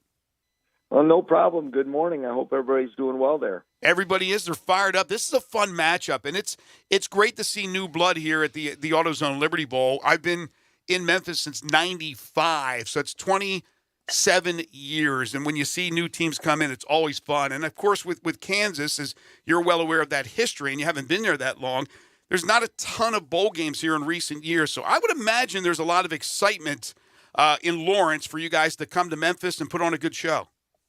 There sure is. Obviously it's been about a 12-year drought, and if not more, that this program is. We've kind of struggled, and really proud of our players and our coaching staff and everyone that really touches our program for really the season that we've had.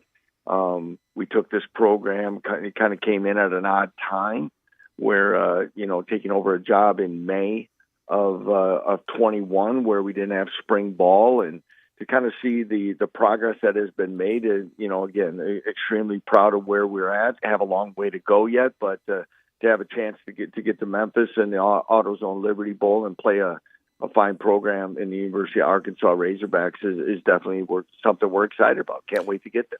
You guys had the great start to the season. It included game day, everything else. What was that kind of like to see that and have that opportunity with this program? Yeah, it really amazing how quickly things kind of got on a roll, and really the perception of really Kansas football changed in about a 5-week period. Guys, we had 2 consecutive road games against West Virginia and Houston. Houston was a program many talked about being this year's Cincinnati from a year ago, and we're down 14-0 in both those games early and on the road. That's tough enough for anybody, let alone a program that struggled like ours. And we battled back, found ways to win. Got a win against Duke and then Iowa State, and then all of a sudden game days here, and what used to be a half empty stadium, we're rolling in, and the hill that overlooks our stadium is filled with people at early in the morning, and the game day crew and everything. It was really exciting. We sold the stadium out 3 consecutive weeks, and hopefully it's just the start of exciting times. Well, I took notice of your team early on. You guys were putting points on the board, and it's fun to see that type of electric offense. Down the stretch, obviously, it looked like maybe defensively, and I don't know for sure, maybe some injuries or some special teams things, but you were giving up some points there at the end.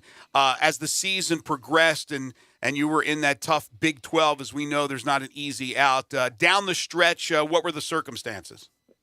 Well, again, I think a lot of factors, and no excuses. We need to play better, and but at the same time, I think we still continue to show flashes. I think holistically, you're going to win and lose as a team. We've talked about how dynamic we were early. The first kind of setback, we lost running back Daniel Highshaw, who was playing extremely well for us for the season. Daniel gave us a lot of flexibility, took some of the load off Devin Neal. We were playing some 2 and 3 running back sets, and a lot of some of our personnel groupings and some of the things that were allowing us to be explosive and balanced were taken away. Then in the TCU game right before halftime, we lost our quarterback, who had really kind of burst on the scene and was really the heartbeat of our football team. Jalen Daniels has a lot of charisma and personality, but was playing at a really high level. Now his backup, Jason Dean, who started a year ago, has played some of his best football for us, but at the same time, it was different. And, and then with that, it might be a drive or two or something early in the game, and then all of a sudden your defense is out there longer and sooner than you want them. And holistically, you mentioned even special teams. We haven't been where we wanted to be in the kicking game, punting or field goals. And again, that's why you win and lose as a team. And that's why I said we still have a long way to go. Yeah, you mentioned Bean, and I guess that's the good thing of having a guy like him with experience as a backup quarterback, because that TCU game, I remember watching that, and when Daniels went out, I'm like, oh my God, this is going to be, and Bean came in and was unbelievable, and you guys went toe-to-toe with a team that's right there in the playoffs now. Right, and I think that's much like last year, we went toe-to-toe with an excellent Oklahoma team that came down to kind of an odd play at the end of the game. We got a win in Austin, Texas. And there were some things that a program that didn't have a lot of confidence started getting confidence. And though we were undefeated and came up on the short end, I do think that in many ways about where we're still at in positivity in a program and building upon, Jason's performance did help us. He started the majority of last year until he was injured and Jalen came on the scene. And I said it oftentimes to our local media is that Jason Bean had an excellent fall camp and had improved. And when he got pressed into action, I said, this is the moment you've waited for. You've earned it. You stayed patient. You've been a great teammate. And he went out and played well. And for that, we hope that, he's going to see action as well when we're in Memphis. You get Arkansas. And we know that Arkansas is a potent team. Sam Pittman's a friend of the show. We've had him on a number of times. They're a fun team. They got hit with the injury bug there with KJ Jefferson, but he's back just in time to play you guys. Yeah. He is certainly a formidable quarterback to battle because he's so big, and Sanders, that running back. You're going to face a very potent offense in this Arkansas team. What do you see in them? Yeah, first of all, Sam Pittman, outstanding coach. The job he's done in a short period of time, I think has been, deservedly so recognized nationally. I think when people look at him as, he's an outstanding person, professional, everything, I'm sure you guys know that great sense of humor. I really had the first time to talk to him. We were there for the press conference and watching, and then KJ Jefferson, you can see the difference in that team and that offense when he's on the field and when he's not. I was in here fairly early this morning, and my wife had texted me, "You must not have slept well." And I said, "Well, I was trying to tell her, I was watching KJ Jefferson when he was playing healthy. That's kind of stuff that does keep you up." And there's weapons all along. We know, playing an SEC opponent's going to be a big challenge and something that we're excited about. But know that in all phases and in depth, that's a team that is going to be talented from top to bottom. You mentioned the win against Texas last year, and when you're going through a stretch and you're trying to build a program up and you're losing a lot of games, I'm sure kids can get down. To beat a team like Texas when you did last year, how important was that just for morale and to see that, like, hey, this hard work is paying off? There is better times ahead. Yeah, game changing. Honestly, I've tried to be, pretty low key and keep it on the, I don't know, the QT. Just keep PC. Yeah, you're going to say the right. But when I really started to look back at it in the off season, guys, we're 1-8, and you're going down to Austin, Texas, and you can very easily. We had lost. Jason, we had lost our backup quarterback. We were trying to redshirt Jalen Daniels. And then the number 2 quarterback, Miles Kendrick, broke his leg. Torrey Loughlin broke it, all in the second quarter against our rival. And really the wins was out of our sails. Because we talked about it, if you want to be a good football team and have a chance to play in December like we do now, you got to play well in November or let alone to play in January. And, that kind of backfired on me. So we go down there, and I'm just like, we got to just keep them playing hard. We got to keep happening. And all of a sudden, we get a performance. I mean, we're up 3 scores at halftime. And it's really neat to see the enthusiasm and watch confidence build. Mm-hmm. But as I said earlier, guys, getting there when we did, we never saw our team until August and fall camp. And then I started looking at it because we played really well, even though we came up short the next week at TCU and then a home against West Virginia. So when I look back at the fall holistically, August was really our spring ball. September was really our fall camp. Mm-hmm. October became that you're finding yourself out in September, and really November started to be our rest of our season where you could see the improvement. We went from the most penalized team in the Big 12 to the 4th least penalized team in the country a year ago. Wow. And we were the youngest Power 5 football team, 3rd youngest in the country. So to watch a bunch of young players go through change, a late coaching change, they accepted it. They wanted to be coached. They were anxious to try to change the fortunes of this program. And I think we were able to really capitalize and build upon that early in the season. And now we want to come there to you and finish this season in a very strong manner. A few more minutes with Lance Leipold, the head coach of the Kansas Jayhawks. Again, you can follow him on Twitter at Coach Leipold. That's Leipold. Kansas, Arkansas next week in the AutoZone Liberty Bowl game. I would imagine it has been crazy. National Signing Day tomorrow, recruiting, the nutty portal, and you're preparing a team for a bowl game. What's it been like? You probably don't have enough hours in a day. Yeah, kind of start thinking about it. Yeah, between that, we had a junior day recruiting, a walk-on day recruiting, official visits, bowl practices. I'm like, who's scheduling these things?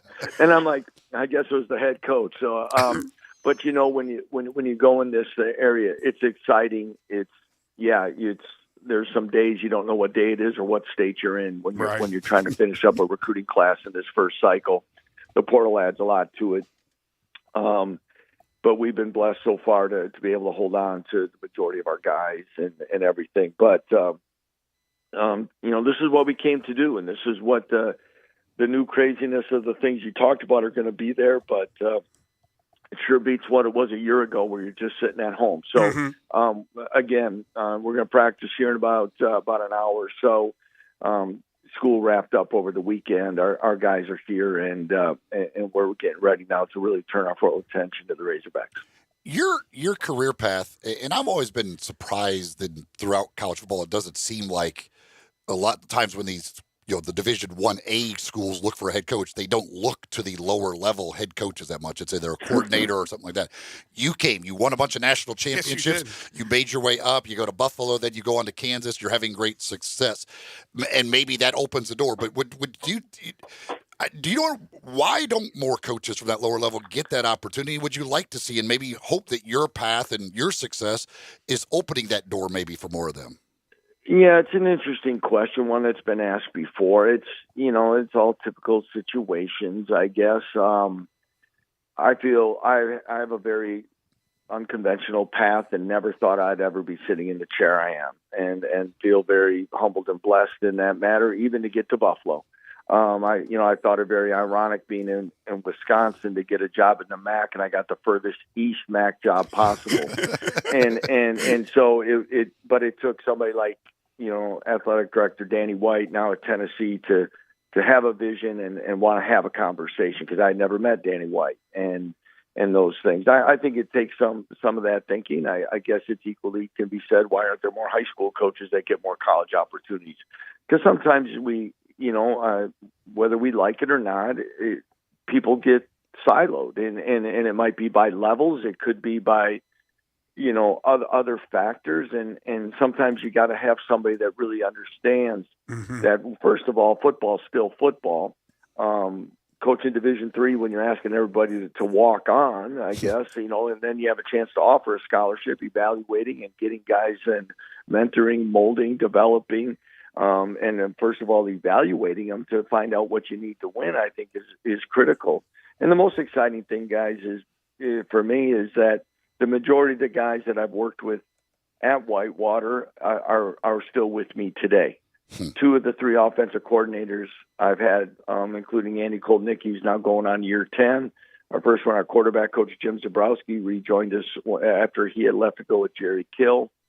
He's our Brian Borland, our defensive coordinator, has been with me all 16 years I've been a head coach. And to me, they're a big reason why I have this position and I have a chance for all of us to move together and do some things. And I could spend half your show talking about the other guys and how long I've known them. But I think that's one of the things that has allowed us to have some of the success we've had here at Kansas this early is the continuity and understanding and alignment of our coaching staff. Coach, it has been an absolute pleasure having you on the program. I want to wish you a Merry Christmas, you and your family. Obviously, the team will be getting here, and then it's on to Arkansas next week for the AutoZone Liberty Bowl game. We want to wish you nothing but the best. Looking forward to seeing you here in Memphis. That sounds great, guys. Merry Christmas to you, all your listeners, and I hope we have a chance to meet in person while I'm down there, and can't wait to get there. Thank you, Coach. Thanks, Coach. That's Lance Leipold. As you mentioned, I knew the job he did at Buffalo. I thought he was terrific. Wasn't surprised that a Power 5 school picked him up, and he's had certainly opportunities. People have been talking to him even now with what he's doing at Kansas. But I didn't realize he was the Wisconsin Whitewater coach. All I knew was that for all those years in Division III, this Wisconsin Whitewater team kept winning national championships. His head coaching record, 154-55, 2-1 in bowls, 34-1 in the NCAA Division III playoffs, 6 national championships. That's a pretty darn good track record and resume for Lance Leipold. We do have a winner in the Humdingers trivia question. Had a lot of folks that ended up getting it right, but there was one that beat everybody and got it in there first. The question was, which team has the highest winning percentage in Christmas Day games? I didn't ask who's won the most games. It's who has the highest winning percentage. The Lakers, a lot of people said, they have the most wins, but not the highest winning percentage in Christmas Day games. The highest winning percentage belongs to Golden State? No. Okay. It belongs to the Miami Heat. Ooh. Miami Heat are 11-2 all time in Christmas Day games. They have been a dominant Christmas Day team. So they are the Warriors are actually under 500 on Christmas Day, 14-17 all time. Portland is second at 14-4, but the Miami Heat was the correct answer. And again, there was one who got the Heat and got it in quicker than the others who got in with the Miami Heat. So we'll be notifying that person and letting you know how to pick up your prize. You got a $25 gift certificate from Humdingers coming your way. What's going to be missed at 5 Favorite Things topic for tomorrow, your 5 favorite duos of all time. And that can be in anything, music, entertainment, sports, 5 favorite duos of all time. When we come back, the former head coach of the Memphis Tigers, Justin Fuente, joins us. This is Sports 56 Mornings with Greg and Eli on Real Sports Talk, Sports 56 and 98.5 FM. Broadcasting from the Family Leisure Studio, we are Sports 56 and 98.5 FM. At Jason's Deli, when you're dining in or picking up curbside, you can expect wholesome food and no surprises, just delicious sandwiches, crisp salads, and quick quality meals made with the freshest ingredients and no artificial trans fats, MSG, high fructose corn syrup, or artificial colors and dyes. Around here, a lot of thought goes into what we put into our food and what we take out of it, because you're not just taking a bite, you're getting a taste of who we are. New items are constantly being created to expand our menu for all tastes and special diets with vegan and gluten-free options available. Convenience and on-time delivery you can count on. It's just a click away at jasonsdeli.com, so whether you need to feed 5 people or 5,000, the team at Jason's Deli, they have the credentials and the commitment to keep you satisfied.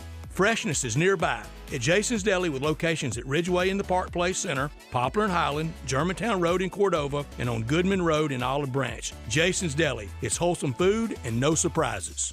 It's time to find a new ride at Gossett Mitsubishi's year-end sales event, where you'll find the perfect deal to start your new year. Get 31 MPG combined in your new 2023 Mitsubishi Mirage, $249 a month, or buy for just $17,100, or get 1.9 for 36 months. Or take your pick from 2023 Mitsubishi Eclipse Cross or 2023 Mitsubishi Outlander, $389 a month, or get 1.9 for 36 months. And if you're looking for peace of mind in your new ride, you'll get Mitsubishi's 10-year, 100,000-mile powertrain limited warranty, 2023 Mitsubishi Mitsubishi Mirage, $249 a month, or buy for just $17,100. 2023 Mitsubishi Eclipse Cross or 2023 Mitsubishi Outlander for $389 a month, or get 1.9 for 36 months. Shop Gus at Mitsubishi, 1870 Covington Pike, or shop online at memphismitsubishi.com. If you want it, we got it at Gossett Motor Cars. Mirage PH 00513 MSRP 17.6, Eclipse PZO 11573 MSRP 29,855, Outlander PZ 007969 MSRP 30,235, includes all rebates and incentives, excludes tax on license with approved credit. See dealer for complete details. Offer valid through 12/31/22. Dealer stock only.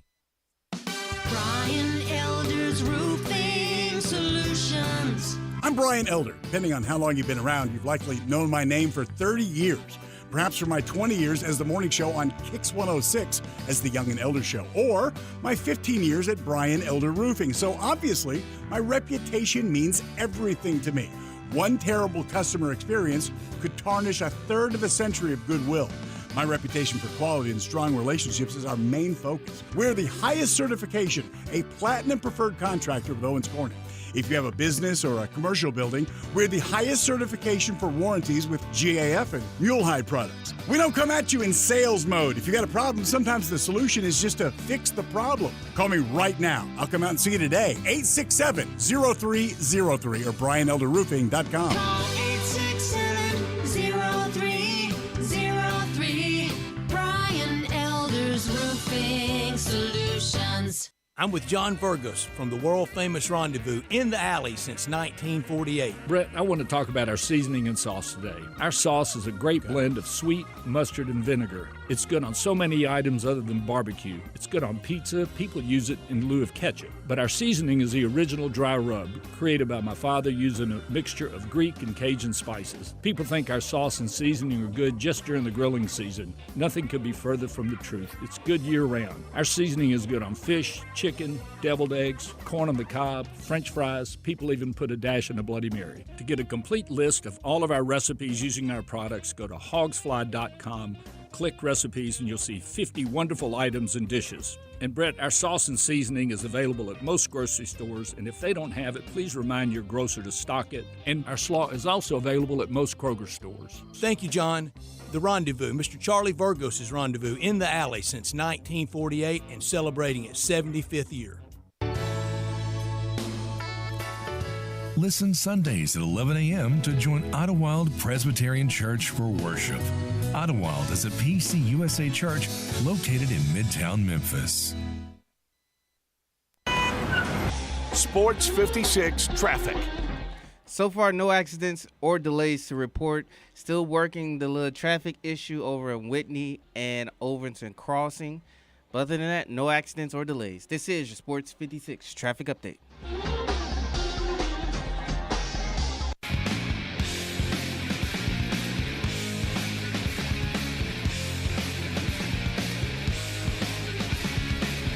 Now back to Sports 56 mornings on Sports 56 and 98.5 FM. This hour is brought to you by James Gaddis Jewelers. To reveal the full spectrum of its dazzling color. Here once again, Greg Gaston and Eli Savoy. 1 week from today, Memphis will be taking on Utah State in the ServPro First Responders Bowl on the campus of SMU in Dallas. I'll be part of the local broadcast on the Tigers Radio Network. But guess what? Guess who is going to be on part of the national broadcast on the Bowl Season Radio Network? Our old friend, former Memphis Tiger head coach, former Virginia Tech head football coach, Justin Fuente. And we have him right now to talk about it on Sports 56 Mornings. Coach, how are you? It's great to have you on the program. Really cool to see that you're going to be broadcasting the Tigers game. Yeah, thanks for having me on. I'm excited about this opportunity. A good friend of mine, the former voice actually of the TCU Horned Frogs, or actually still the current voice of the TCU Horned Frogs, called me out of the blue, asked me if I'd be interested in trying this or if I had time to do it. And I said, I have nothing but time. So, yeah, sign me up, man. Let's go see how this works. Well, it is great to have you on the program, and that'll be kind of cool. Now, I know this is just something you're kicking around and going to have fun with it. Obviously, you want to get back into the coaching world and obviously had so much success here at Memphis and moved on to Virginia Tech. So what's kind of the game plan? I mean, I'm sure you've had enough time with your duck hunting and probably some other kind of hunting and time with the family. You probably want to get back out there and start coaching here sooner than later, right? Well, we'll see. To be honest with you, I've been really fortunate that, this past off season and really even a couple instances after I got let go at Virginia Tech where I've had some opportunities. Mm-hmm. I've just been hesitant to really fully commit. It's not a 1-year deal. When you jump back into it and you're bringing a whole group of people into that community, and as you all know, there's just a lot that goes with it, and I haven't been able to fully commit to it. I'm not one to halfway do something, so I either want to jump all the way in or be out. And as of right now, I haven't been able to fully commit to it. I've been interested in some things and so on and so forth, and been fortunate that people have been interested in me. I just don't know what the future holds yet. My kids are young, and they're really busy, and they're active in a lot of sports and extracurricular activities. I've really enjoyed the last year of being a part of their lives, or a bigger part at least of their lives. So I don't know. We'll see what the future holds. I'm going to prepare for these games the best of my ability, and try to do as good a job as I can. I have no idea if I'll be any good or not at it, but I'm going to give it a shot, and then we'll just see what happens. How many games are you doing, by the way? I'm doing 3. I've got the only thing that kind of concerns me, aside from the fact I've never done it before, is I have 3 games in 7 days. So I have a game on the 23rd, a game on the 27th, and a game on the 30th. And, I just hope that I don't get things mixed up in this brain of mine. I hope I can get it all spit out with the right names and all that sort of stuff. But I'm excited for the challenge. So the 23rd, so that'll be before the Memphis game. Who's playing in that one? Which bowl game? I've got the Independence Bowl, which is Houston and Louisiana. Okay. So I've got that, and then I've got obviously the Memphis game, and then I've got the Sun Bowl, which is Pitt and UCLA. So for you, when you go from coaching as many years and the hours that entails on a daily basis, now you do have the kids, but like, I would think you get bored. Like, what do you do to fill that time that normally you were spending in the office? Well, the first thing I would say is I have 21 straight years basically of coaching, and I know there's a lot of coaches out there that have done it twice as long, but 21 straight years, the last 10 as a head coach, being out of it, I realized there's this whole other world out here, and I've always had other interests. I've always enjoyed playing golf. I've always enjoyed the outdoors. I've always enjoyed fishing and hunting. I just haven't done very much of it. I actually got to do more fishing in Memphis during the springtime because there were so many boosters that enjoyed fishing. I got to go with them. It was really fun, but, I think my eyes were open to this whole other world that's revolving that doesn't revolve around my sports. It's been fun to shift the focus from my team to my kids' teams. That's been rewarding and enjoyable. I really enjoy watching them play. I think the coaches enjoy me because I don't say a word to them because I've been down that road. So but I've yet to have the day. Like what I was terrified of was the day that I'm on the couch at 11:30 in my pajamas, eating potato chips, watching Days of Our Lives. I've yet to have that day.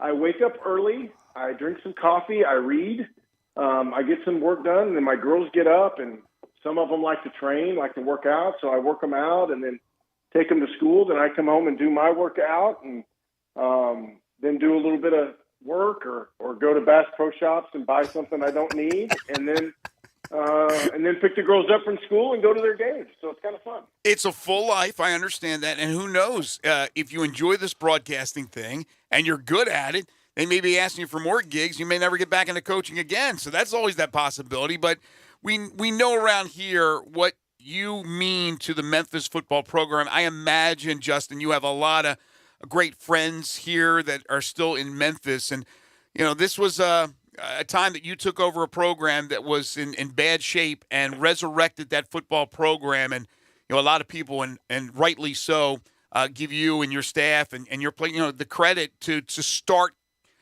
kickstarting this program to where it has been over the last decade.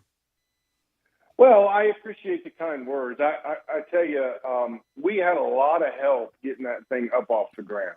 And it was not in good shape, but we had a few key ingredients, I think, that really helped us. Like, first of all, on our actual football team, we didn't have our numbers weren't very good, and we didn't have very many of them, but we had a small core group of young players that were really good kids that really wanted to win. The Bobby McCains, the Charles Harrises, the Martin Affettis, that were just really good kids that really wanted to work hard and try and win. And, we kind of got rid of some of the ones that were into other stuff and brought in a bunch of other guys that added to it. And,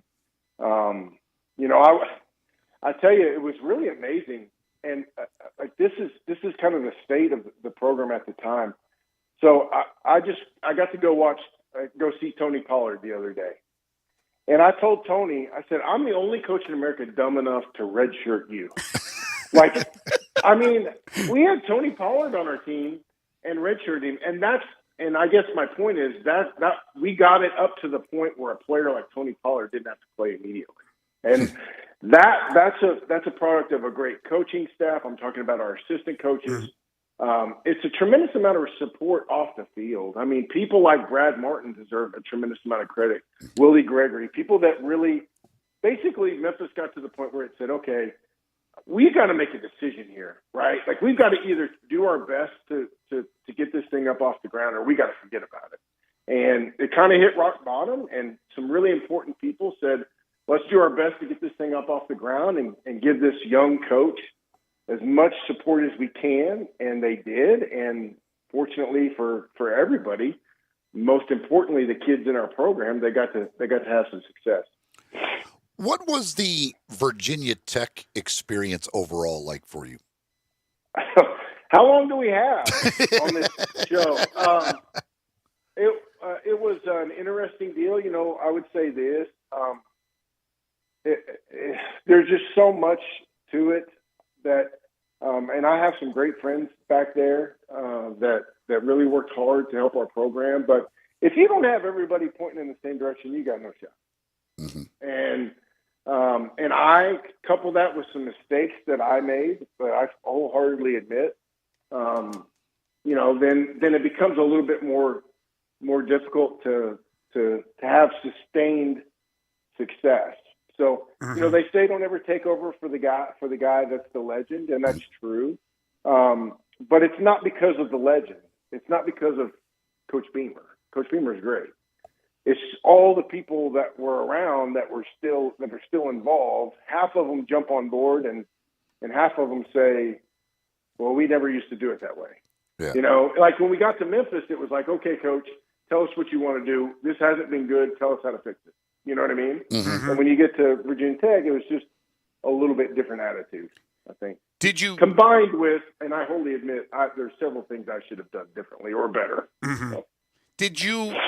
Was the reality when you got there the same as the perception going there? In other words, you knew you were replacing a legend. You knew this was a proud football program that was trying to get back on track. Was there pressure from the get-go? Did it exceed what you thought it would be? How was it when you first started to get into it and go, wow? Well, I think the biggest surprise for me, and this is I think pretty well known, at least in that area, is just how far behind the program has fallen from a funding standpoint, from a staffing standpoint, from assistant coaching salary, from a facility standpoint. And what's hard is when you're behind in one of those, it's easier to make it up. When you're behind in all of them, it's very difficult to make it up. And like, for instance, when we took over at Memphis, we were behind from a facility standpoint, but Dr. Raines allowed me to hire a really, really good staff. So we kind of took a jump in staffing salary immediately when I got there to hire the Daryl Dickies and the Barry Odoms to come get that program going. So we immediately took a leap forward in that, and then we had to go work on facilities and all that sort of stuff. Whereas, you know, we were a little bit more behind the eight ball in all categories, and it just takes a long time to get all of those categories back up where they need to be. Did you, when you had Hendon Hooker, did you see this coming?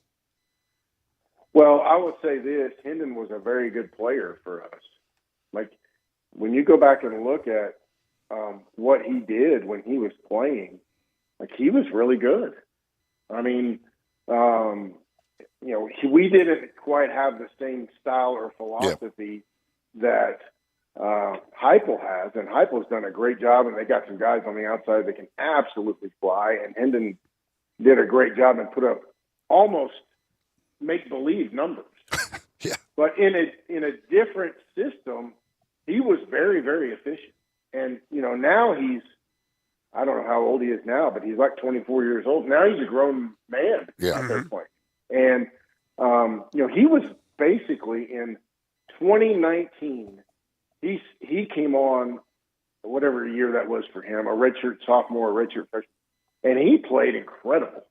You know, I mean, we started him at the Miami game, and he played great and was really the safe. And we had a pretty good team that lost two really close games at the end of the year that, you know, could have been a 10-win team. We won 8, and we lost 2 games really close at the end.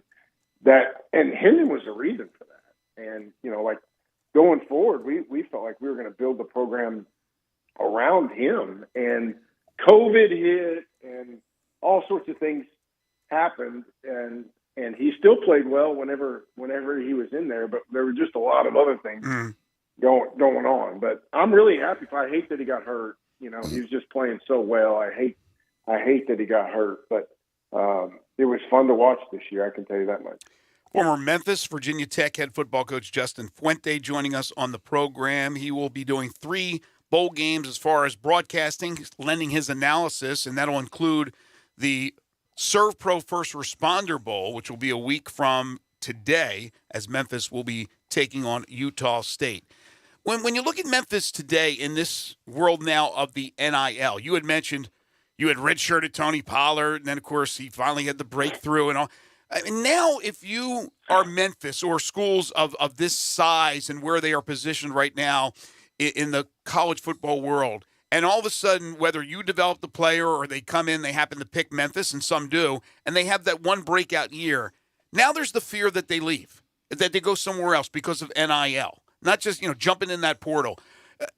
It must be a lot tougher for Ryan Silverfield, for coaches that will follow down the road, just a tougher situation to be able to retain these players.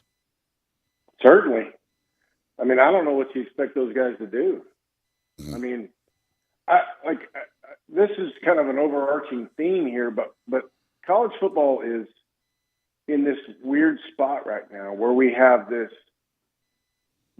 playoff and a bowl system. Like, we're trying to have everything. Right? We want to expand the playoff and keep the bowl system and still play in the Orange Bowl and have it mean something, but you know, the 10 best players don't want to play in the Orange Bowl, but they would play if it was the playoffs. And we've got all this stuff going on. Whereas, like, basketball just has the tournament, right? They don't have an extra anything, and they're in transition with the postseason, and we're in transition with this whole situation too. Like, is this amateur athletics or is this professional athletics? Nobody knows the answer. It's in between, right? It's an absolute free-for-all. In my opinion, this is just one coach's opinion, it needs to go one way or the other to have some semblance of sanity in what's going on. And right now, it's in limbo, and there's no enforcement. There's no incentive to not tamper or to play by the rules. I don't know if y'all saw Jeff Traylor at UTSA tweeted out, you know, hey, what do we have to do? And it's like that everywhere because there's no police. And I'm answering your question with a question because I do not know what the answer is, but I do not know that the current system is not sustainable. And it makes it difficult on everybody, but particularly those in the mid-level that are fighting to be really good. I don't want to put words in Paxton Lynch's mouth, but would Paxton Lynch have played his junior year at Memphis? Yeah. I don't know. Like, if Paxton walks into my office and says, Coach, I love you. I mean, I have loved playing for you, but so-and-so is offering me $500,000 to play for 1 year. Like, what am I going to say to that? Am I telling no? You know, like, right. I mean, I get it. I understand it. And as much as you may be close to those kids, like, I mean, money talks. I don't know. Yeah, it does. Like, we get it. And then everybody says, well, the coach can leave. Well, yeah, you're right. The coach can leave. And I don't think anybody's arguing that the players shouldn't be able to leave. We just need some guardrails around something. Exactly. To help navigate these waters. And what's crazy is I don't know the answer, and there's nobody in charge of it to make those decisions. That's exactly Like that's the problem. Yeah, Roger Goodell gets booed every year at the draft, right? Because he gets paid a large sum of money to make all the decisions nobody wants to make, right? But he gets paid and he makes those decisions, and we don't have anybody that can get in there and make those decisions and withstand the scrutiny and the lawsuits and all that sort of stuff, because the structure is just in shambles right now. Does the current situation, does that make you more hesitant to want to get back into the fray? Yes. Absolutely. I mean, it doesn't mean I don't want to, but it makes you more hesitant. Yeah, I mean, and I don't want to be the guy, like I've always rolled my eyes at the guy out front, yelling at the clouds, get off my lawn. Like, I'm not the old guy yet that just pines for the way it used to be. I understand things have to change. Like, I get that. And some things have been very good, but I still just don't understand it all. I don't understand. Well, first of all, it seems un-American that that the NFL can prevent you from turning pro. I don't understand that. Right. The NFL sitting there with basically a free and clear developmental league in college. So we develop these players for them, and they say you can't turn pro till 3 years afterwards. I don't understand that. Like, and I know football's different, but if a guy's good enough, he should be able to go whenever he wants. They think, I think that rule's always been in place for all these years because they believe that the player is not physically ready to go to the National Football League, but that's the choice. Leave it to the NFL teams, because there are some guys who are ready to go right out of high school. There are some guys that are that talented, and if they're not, they won't be drafted, and let them play college ball. I completely understand what you're saying. Yeah, and all of it is, I agree. Like, there aren't nearly as many guys that are physically ready for that level. 100%. Like, most of them, 99.9% should not go, right? They should go to college. But I just don't understand how we can't let the market decide that. Right. And let these kids choose if they want to be professionals or they want to be amateurs. I don't understand that. Like, it seems fairly simple to me, and if the NFL doesn't like it, let them get their own developmental league, like baseball has and like basketball has. And the problem with that, as we all know, is that football is expensive. Right? Well, it's cost an arm and a leg. No question. Exactly. It all comes back. We go full circle back to money. If this is the type of analysis we are getting, broadcasting may be in your future, my friend. It may not be back to coaching. Great stuff, Justin. We really appreciate your time. I know how busy you are with your family. We got the holidays coming up, but you are going to be busy on these 3 broadcasts. And again, Justin will be part of the broadcasting crew on the Bowl Season Radio national broadcast of the Tigers game versus Utah State next Tuesday in Dallas. I look forward to being there. I'll be on the sidelines for the Tigers broadcast from the local standpoint. Going to come up and see you and say hello, and looking forward to seeing you again, Justin. Man, I cannot wait. It's going to be a lot of fun, and I'll be disappointed if we don't see each other. So absolutely. Listen, thank you so much for your time. We really appreciate it. Happy holidays to you and your family. You bet. Same to you and everybody in Memphis. Thanks, Justin. Coach. Good stuff. Yeah. He's always been good. He always has been. I almost forget because, he's a few coaches back. But, yeah, he was always open and honest about the situation, obviously, at Virginia Tech. All right, we need to take a timeout. We'll come back, wrap up hour number 2. This is Sports 56 Mornings with Greg and Eli on Real Sports Talk, Sports 56 and 98.5 FM. Be sure to follow us at Sports56 WHBQ on Twitter, Facebook, Instagram, and YouTube to watch live video of our shows, stay up to date with station events, and have chances to win prizes. Don't miss out on anything that's going on. Follow us at Sports56 WHBQ.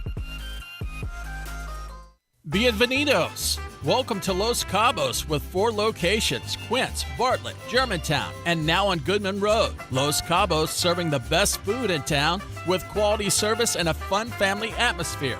At Los Cabos, food and drink are an important part of the dining experience, so you get exceptional food with cocktails worthy of that food. You'll find the best margaritas at Los Cabos, along with delicious specialty drinks, handcrafted cocktails, beer, and happy hour specials 11 a.m. to 7 p.m. daily.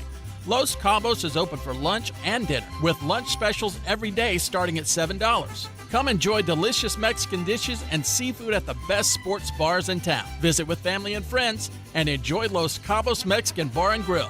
Los Cabos, now with 4 locations: Quince, Bartlett, Germantown, and their newest location, 3964 Goodman Road, just a few minutes down the road from Getwell. See you soon at Los Cabos. Simple, smooth, and every sip as easy as the last. Tito's handmade vodka tastes just as good with tap water as it does with your favorite mixer. Back in the day, Tito distilled, hand bottled, taste tested, sent to a few friends, then taste tested again to give you the finest juice around. No frills, no flavors, no fancy labels, just the good stuff. Just Tito's. For recipes, videos, and more, visit Tito'sVodka.com. Distilled and bottled in Austin, Texas, 40% alcohol by volume, namely 80 proof, crafted to be savored responsibly. The season has changed. You know how I know? It's finally here, the Family Leisure Christmas Sale. Excellent deals on pool tables, shuffleboards, and saunas. Oh, we're just beginning.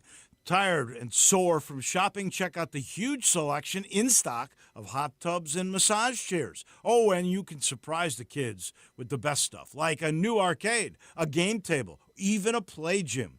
Gifts for the whole family to enjoy and enjoy together. Also on sale, theater seating, outdoor kitchens and grills, patio furniture, and fire pits. Merry Christmas from our family to yours. That's Family Leisure of Memphis. Every year we wait.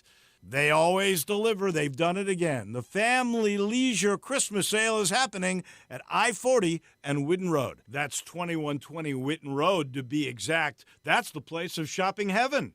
Family Leisure, where family and fun all come together.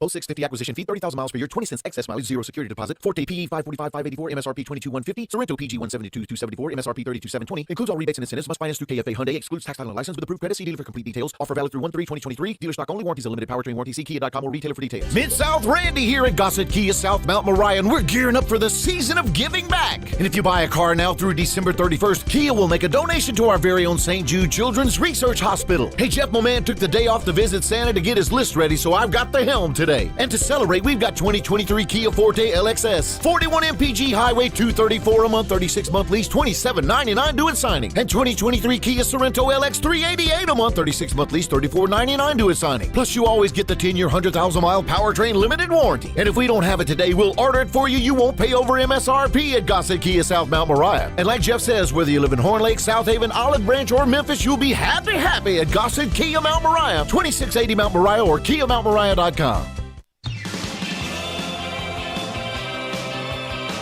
Now, back to Sports 56 Mornings. Isn't it a lovely morning? On Sports 56 and 98.5 FM. This hour brought to you by James Gaddis Jewelers. Here once again, Greg Gaston and Eli Savoy.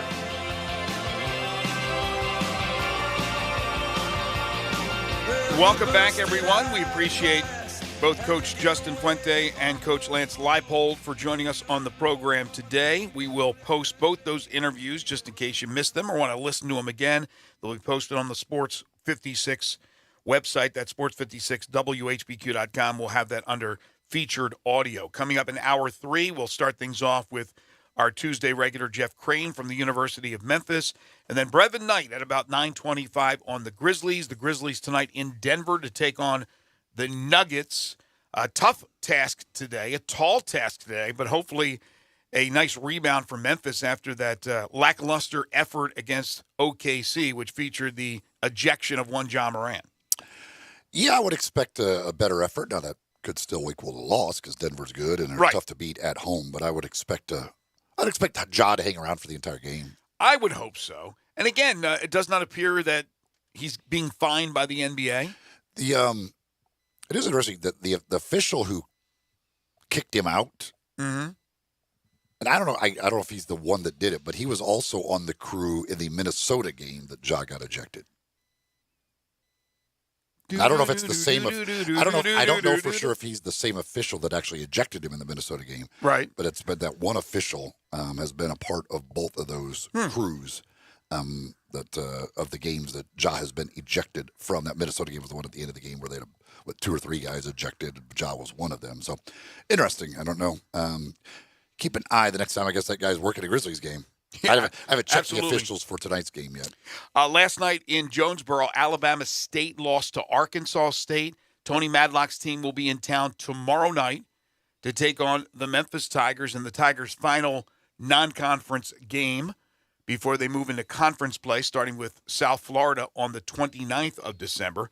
Tony Madlock, former Tiger player, former assistant coach under Penny Hardaway, came over to Alabama State after a year at South Carolina State where he did a great job. But this team, this Hornets team, is struggling. This will be their 12th straight road game to open the season. It's tough way to go. They had one home game scheduled, and it was canceled. They have played a tough schedule, some big-time opponents, but some not so big either. And they just can't get it together. They have just the one win. Their backcourt is an all-Memphis backcourt with his son, T.J. Madlock, who played at Houston, and Amar Knox, who's technically from Bartlett, played at Bartlett High School. And wasn't he originally a Memphis commitment? Mm-hmm. Did he actually sign or not? No, I don't believe he ever signed. Okay, so Amar Knox and T.J. Madlock, that's the backcourt for Alabama State. Again, that will be tomorrow night as the Tigers look to improve to 10-3. From the National Football League, Eagles quarterback Jalen Hurts sprained his right throwing shoulder in the game against the Bears, and his availability for Saturday's game in Dallas against the Cowboys is in question. It's not considered a long-term injury, but if Hurts can't play Christmas Eve, the stash will play. You're talking about Gardner Minshew and the Dallas Cowboys. Of course, the Cowboys have their own issues right now after losing that game in Jacksonville. Well, Santa Barkley's coming to town. He's delivering $20 million in gifts this holiday season to all FanDuel customers. It doesn't matter if you've been naughty or nice. St. Chuck has something for everyone. Just check your FanDuel app for no-sweat same-game parlays, bonuses, and all sorts of stuff that'll fill you with holiday cheer. If you're new to FanDuel, now's the perfect time to sign up. And remember to use promo code GASMAN. The app is easy to use. They are always hooking you up with great promotions. And when you win, you'll get paid instantly. So see for yourself why FanDuel is America's #1 sportsbook and get in the holiday spirit with $20 million in gifts from Santa Barkley. Must be 21 or over and present in Tennessee. Prize total dependent on customer participation. Wager requirements apply. Gifts awarded as non-withdrawable site credit or free bets. See FanDuel.com for terms and conditions. Gambling problem? Call Tennessee Red Line at 1-800-9789. When we come back, Jeff Crane from the University of Memphis. This is Sports 56 Mornings with Greg and Eli on Real Sports Talk, Sports 56 and 98.5 FM.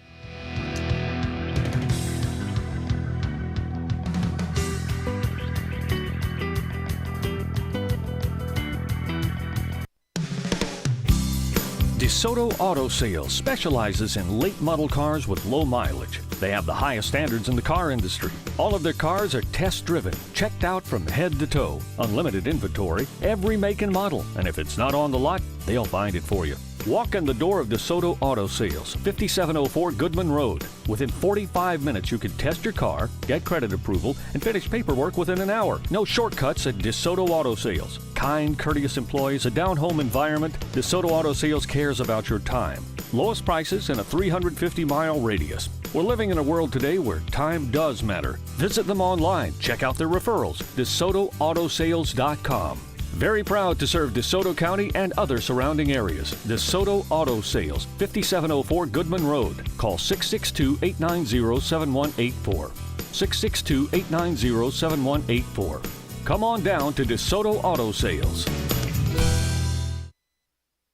So I've got the whole holiday gift thing knocked. I'm guessing it has something to do with Central Barbecue. Why would you assume that? This is a Central Barbecue commercial. Well, as it turns out, yes, it has to do with Central Barbecue. This year I'm giving everyone Central Barbecue gift cards. Oh, so this is a Central Barbecue gift card commercial. It makes sense. Everyone loves Central Barbecue, and this way they get to pick what they want from Central Barbecue. I like it. Plus, and this is the best part, I get to put an exact number on just how valuable a relationship is to me. That's the best part. When I give someone their Central Barbecue gift card, they'll be able to see that they are worth exactly $20 to me. Keeps everyone honest. Well, that should be their new slogan. Did you know nearly 40% of men under 40 and over 75% of men over the age of 40 experience sexual performance concerns? At the Memphis Men's Clinic, their experienced physician performs a comprehensive evaluation that determines which specific issues may interfere with your sexual performance. These issues can vary and range from anxiety to medical issues, low testosterone, or erectile dysfunction. The Memphis Men's Clinic has evaluated hundreds of men of all ages over the years and reestablished a normal sexual life. The Memphis Men's Clinic will work aggressively to resolve issues and allow you to restore your sexual health and overall well-being. That's the Memphis way. If you're 20 years old or 90 years old, come and get cared for the Memphis way. Treatment that's based on your specific needs after a professional clinical evaluation by their experienced board-certified physician. Call the Memphis Men's Clinic today at 901-443-0475 or visit memphismensclinic.com. This is it, the putt to win the tournament. If you sink it, the championship is yours. But on your backswing, your hat falls over your eyes. Is this how you're running your business? Poor visibility because you're still relying on spreadsheets and outdated finance software? To see the full picture, you need to upgrade to NetSuite by Oracle. NetSuite is the #1 cloud financial system to power your growth with visibility and control of your financials, inventory, HR planning, budgeting, and more. NetSuite is everything you need to grow all in one place. With NetSuite, you can automate your procedures and close your books in no time while staying well ahead of your competition. 93% of surveyed businesses increase their visibility and control after upgrading to NetSuite. Over 32,000 businesses already use NetSuite. For the new year, NetSuite has a new financing program for those ready to upgrade at netsuite.com/play. Head to netsuite.com/play for this special one-of-a-kind financing offer on the #1 financial system for growing businesses. netsuite.com/play. Grapevine Liquor and Wine has the largest selection of bourbon in North Mississippi and wines from all over the world. Let Jimmy the Delta Boy help you select the perfect spirit or wine to impress. Whether you're looking for the best price or a certain flavor profile, Grapevine Liquor and Wines has it. If you want good Southern treatment and the hottest prices, Grapevine Liquor and Wine, Getwell Road, South Haven. Hotty toddy, gosh almighty, where do you get your bourbon? Flim flam, bim bam, Grapevine, by damn. Welcome to Triumph Auto Sales, where you'll have a great car buying experience. Triumph Auto Sales is your #1 source of quality pre-owned vehicles ranging from lease returns to new car trades, all at huge savings. Plus, Triumph has a full array of financing options to meet your needs. Find your next car online at triumphautosales.com or stop in today at 4875 Elmore Road. Triumph Auto Sales will help you get the vehicle you want at the price you need and the service you deserve. For a great car and a great experience from a local and family-owned business, visit Triumph Auto Sales. We are Sports 56, WHBQ Memphis, and W253 DF Memphis, Flynn Broadcasting Stations. Sports 56 traffic. Right now, we're working an accident on Shelby Drive at Hodge. A car ran into a pole there, struck a pole, so it's Shelby Drive at Hodge. Also, accident on Ridgeway at Quince. Working that accident as well. The Shelby Drive at Hodge, Ridgeway at Quince are your two accidents. This is your Sports 56 traffic update.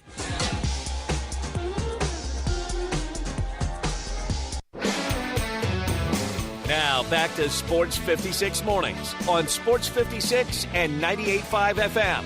This hour is brought to you by Acura of Memphis. Okay, this car looks great wrapped around you, Here once again, Greg Gaston and Eli Savoy. The bodies at temple, That's why we're talking. Welcome back, everyone. 9:03 the time on this Tuesday, December 20th, 2022, 5 days until Christmas. It's going to get up to about 49 today. Cloudy for the most part. May see a little peekage of the sun later on this afternoon. Greg Gaston, Eli Savoy, Zach Boyd with you. Jeff Crane's coming up in just a moment. Then later in the hour, we'll talk Grizzlies with Brevin Knight. Tomorrow, as I mentioned earlier, Ryan Silverfield, head football coach of the Tigers, will join us at 7:25. It is National Signing Day tomorrow. Of course, Jerry Palm and DeMichael Cole. And if you missed it earlier, 5 favorite things for tomorrow, your 5 favorite duos. Your 5 favorite duos of all time. Could be in music, entertainment, sports, whatever. It's pretty general. 5 favorite duos of all time. We are in the Family Leisure Studios where family and fun come together. Family Leisure, 2120 Whitten Road, just north of I-40. Time now to visit with Jeff Crane. It's time to talk Memphis Tigers athletics. Joining Greg and Eli is University of Memphis Deputy Athletics Director Jeff Crane. Here's Jeff with Greg and Eli. It is always great to talk Tiger athletics with Jeff Crane each and every week. You can follow him on Twitter at jcrane75. He's the University of Memphis Deputy Athletics Director. Jeff, happy holidays, Merry Christmas, and such to you and your family. Yeah, same to you guys. Thanks for having me on this chilly morning. It's chilly, but it's going to get downright nasty later in the week if you've looked at the forecast. I mean, today's going to be balmy. You might as well get your suntan today because it's going to get crazy. Hey, before we dive into what's happening on the court, on the fields and all that, graduation time. There's 2 times a year, right? There's the spring where most people graduate. But in December, a lot of athletes graduate. And you guys have done that. You've had your graduation ceremonies. I believe they're all complete, if I'm not mistaken. And doing very, very well in the classroom are your athletic teams. Yeah, about 10 days ago over at FedEx Forum, the University of Memphis held its graduation, and 21 of our student athletes walked across that stage and received their degree. And we're so proud of that. And, you know, the plan A for all of our student athletes is continuing to play their sport when they're finished here at the University of Memphis, and we try to put them in a position to do that. But the vast majority of them will go on to do some other things, and we're pleased that all those graduates will do that. And our graduation success rate this year, 93%. Wow! 3rd year in a row, highest in the American Athletic Conference. So lots to be proud of on that front. Our academic staff works tirelessly here to put our student athletes in a position to be successful in the classroom, and excited to see what they're going to do next. I think I've heard that somewhere, that most athletes go pro at something other than sports. I think so. I know, it's hard for that. It just kind of sticks, doesn't it? It does. Jeff wrote that commercial for that car company. Which one was it? The rental car, Enterprise. There you go. The bowl game is on the horizon, not too far now. And what is the schedule as far as the team is concerned to go down there? Yeah, so the team's going to leave on Friday about noon to head to Dallas, and the Bowls set up some great events for the team. In fact, as soon as they arrive, they're gonna go bowling, which I'd never heard of, but it's bowling with a football. So okay. That ought to be really interesting to watch, and lots of other fun activities around practices. They get to go to an arcade and have some dinner, and Coach Silverfield's going to take them to the Mavericks-Lakers game on Christmas Day. So it's awesome to be in Dallas, where there's just a lot of opportunities to do fun things. So they'll be out there on the 23rd through the 27th, and get to spend Christmas together as a team, and we'll have a real nice Christmas dinner for everybody that's in town on that day. The problem with bowling is the ball bounces such a different way. With football, it's not a round ball, so you might just throw it down the lane. It ends up in the other person's lane and knocks their pins down. Yeah, this is going to be really interesting to watch. It might be similar to me watching my 6-year-old daughter bowling just the other day.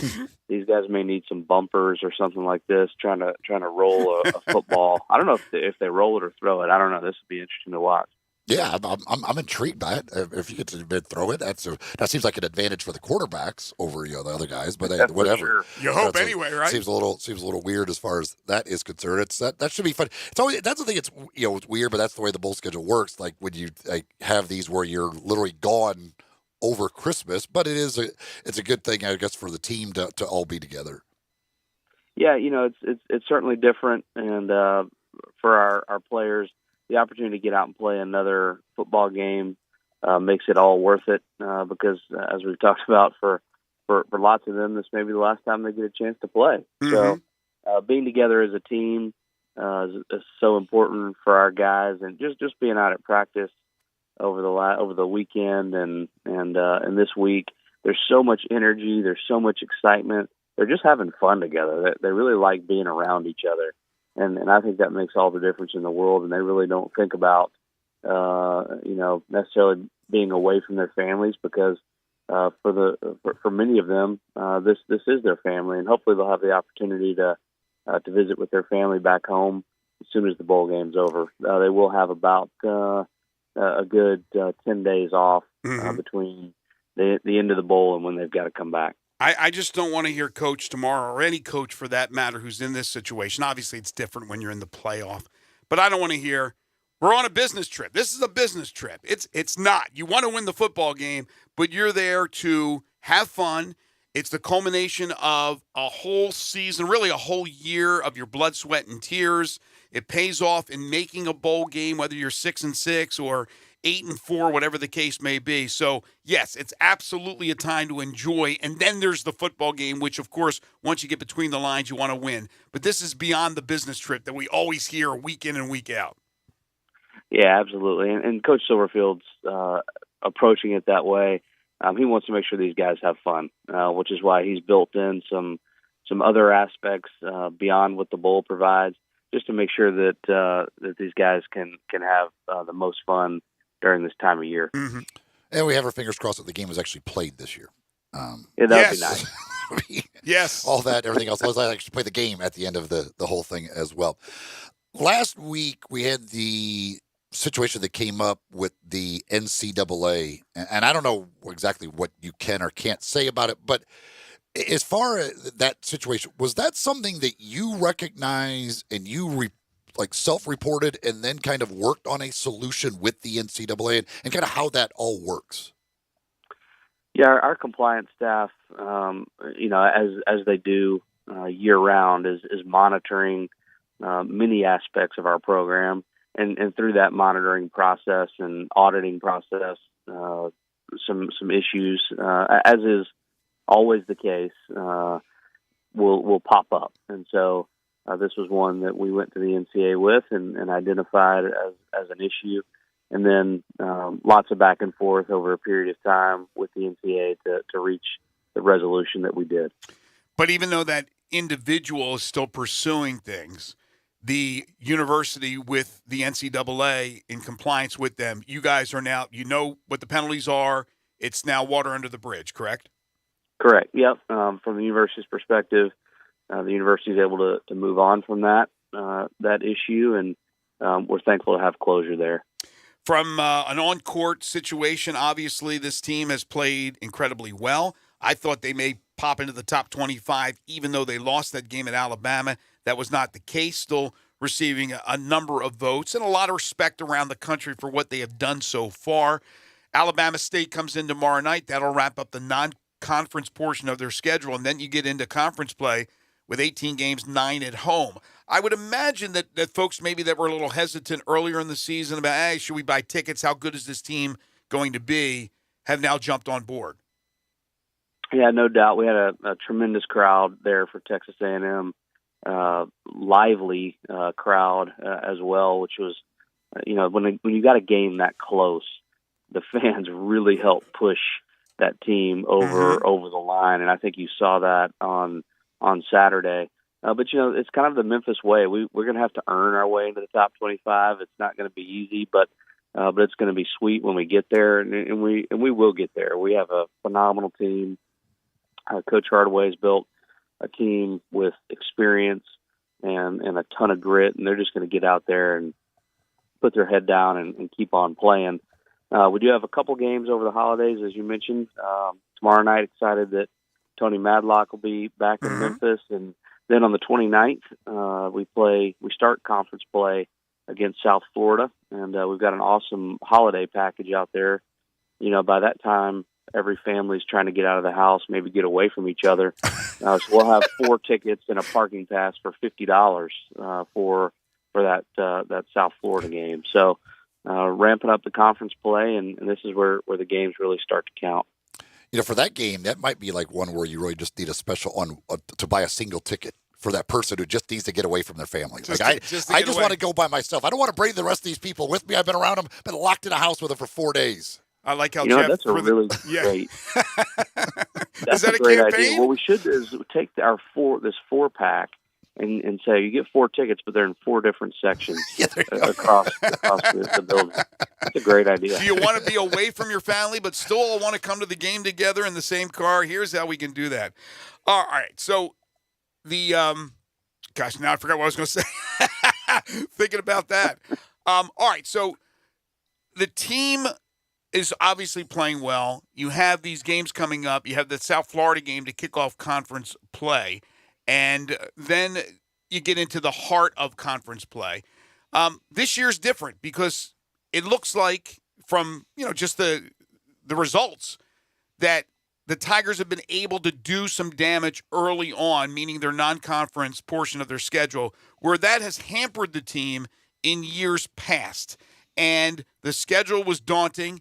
Penny would love to even play a harder schedule if some of those blue bloods would want to play them home and home, but even on neutral courts. And to get some of the wins that they got, I think is going to be advantageous as they move into conference play. But as you know, Jeff, in conference play, there's not a lot of great wins available. You just can't have bad losses, and then you get your cracks at Houston. Yeah, no doubt. I mean, we're going to have to come in and be ready to win and be ready to win. Oftentimes impressively, probably to show the country how good we really are. But I agree. If you look at the way the schedule is set up, I mean, going to Alabama and playing in that sort of environment, playing Auburn on a neutral court, going to Vanderbilt to play, those are really tough games. And so it puts us in a position where when we start that conference schedule, we're going to be ready. There's not a whole lot that our guys will have not seen at this point. And a lot of coaches are afraid to do that. And Coach Hardaway has not backed down from that competition. And it's a lot of fun to see. And it's fun for the fans to see. That's what fans want to see, those kind of games. I finally remembered what I was going to ask you.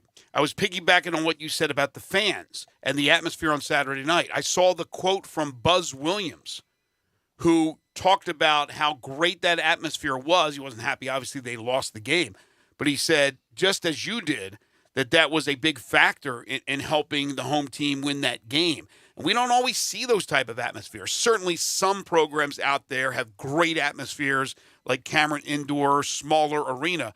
But sometimes we look at the volume, I think, of how big FedEx Forum is, and we see some empty seats, and we think that's a bad crowd. But then you watch, and you see how loud they are, and really that there is a lot more people there than you think, and there's great support, and it goes back to what you said, having that home court advantage.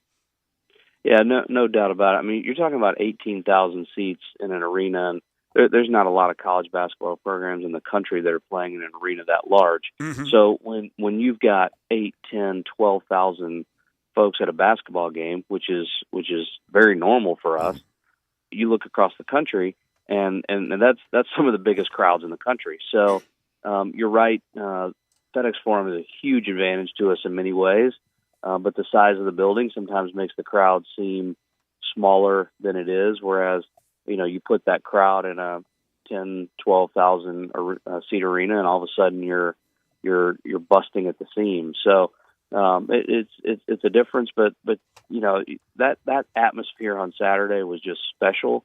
I think you really saw what Memphis basketball is all about with how lively that crowd was on Saturday. And then there's the Cardiac Kids, also known as the women's team. They had the amazing win at Towson on a last-moment tip-in by Jada Wright, and then they come back and they're trailing the entire time against St. Louis, and they put together a ferocious fourth quarter, and they win that game to improve to 7-5.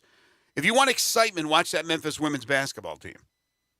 No doubt. I think if we could just start the game with like 4 minutes to go in the fourth quarter, we'll just put that up on the scoreboard so the team will think that's where we are.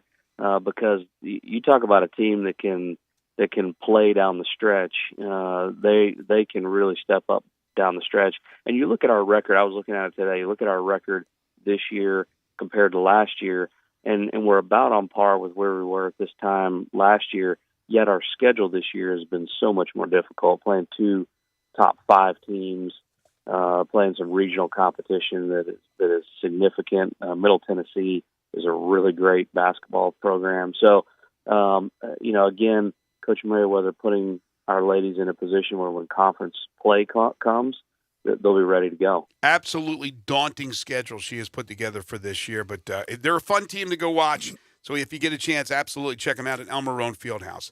He is Jeff Crane, University of Memphis Deputy Athletics Director. You can follow him on Twitter at jcrane75. We'll talk to you next week. I'll see you in Dallas, and I want to wish, again, you and your family Merry Christmas, Happy New Year, Happy Holidays to you. Merry Christmas to you guys, and go Tigers, go. Merry Christmas, Jeff.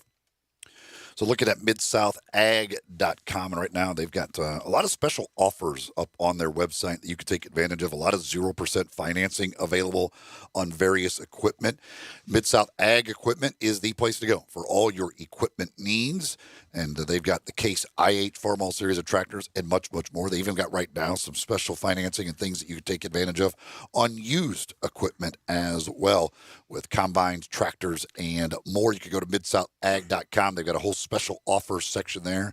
They also have other sections on the website letting you know about how getting your equipment ready for winter and all of those types of things.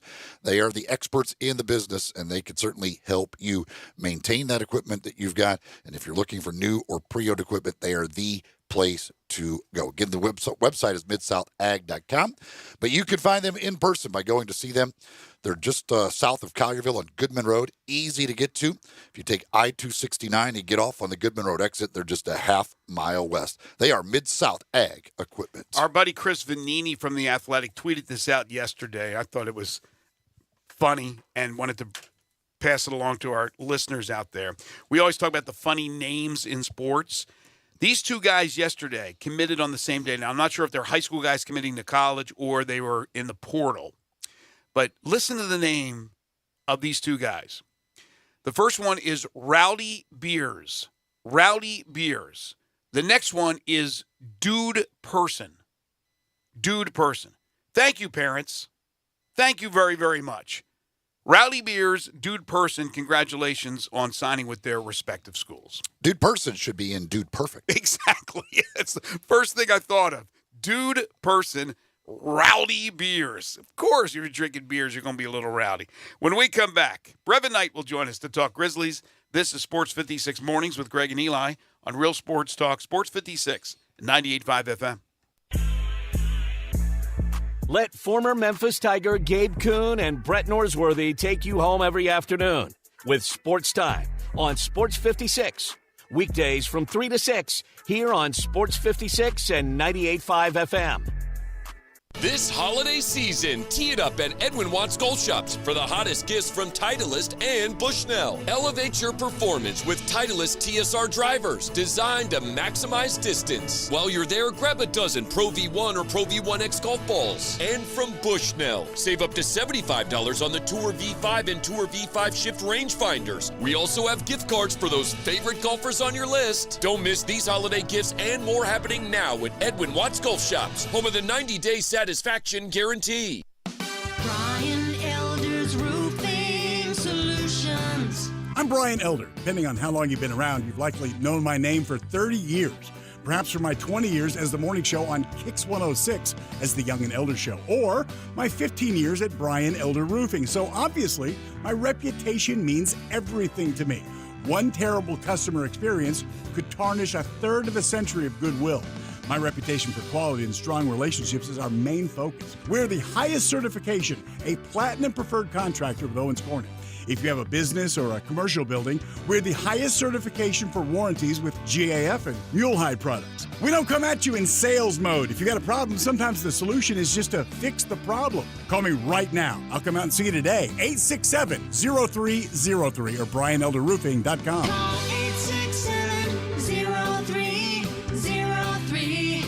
Brian Elder's Roofing Solutions. It's the season of giving back at Gossett Kia on the Pike. And Kia is leading the way with donations to our very own St. Jude Children's Research Hospital. Buy a ride until December 31st and Kia will donate for you. Get 41 MPG Highway and 2023 Kia Forte LSX. $234 a month, 36-month lease, $27.99 to its signing. Get a thrill in 2023 Kia K5 LSX. $296 a month, 36-month lease, $31.99 to its signing. And if we don't have what you want, not a problem. Let Bobby J order a new ride for you today, and you won't pay over MSRP. Plus, Kia's 10-year, 100,000-mile powertrain limited warranty. Ask for Bobby J. He'll put you in a new Kia today. Gossett Kia, 1900 Covington Pike, online, KiaCovingtonPike.com. If you want it, we got it at Gossett Motor Cars. Post 650 acquisition fee, Forte PE 545,584, MSRP 22,150, K5 PG 186,690, MSRP 27,765, includes all rebates and incentives, must finance through KFA Hyundai, excludes tax, title, and license with approved credit. See dealer for complete details. Offer valid through 1/3/23. Dealer stock only. Warranties limited. Powertrain warranty. See Kia.com or retailer for details.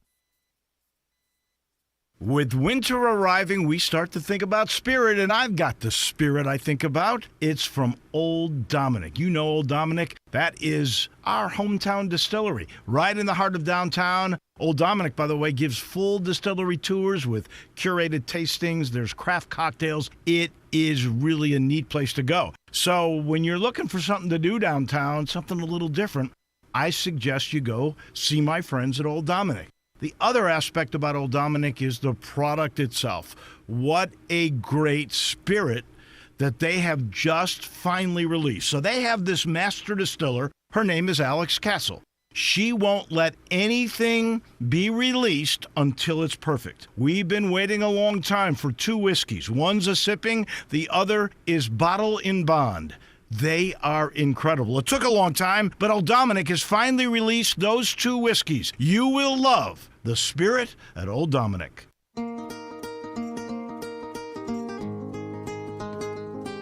Now back to Sports 56 Mornings on Sports 56 and 98.5 FM. This hour is brought to you by Acura of Memphis. Get them to sign on the line which is dotted. Here once again, Greg Gaston and Eli Savoy.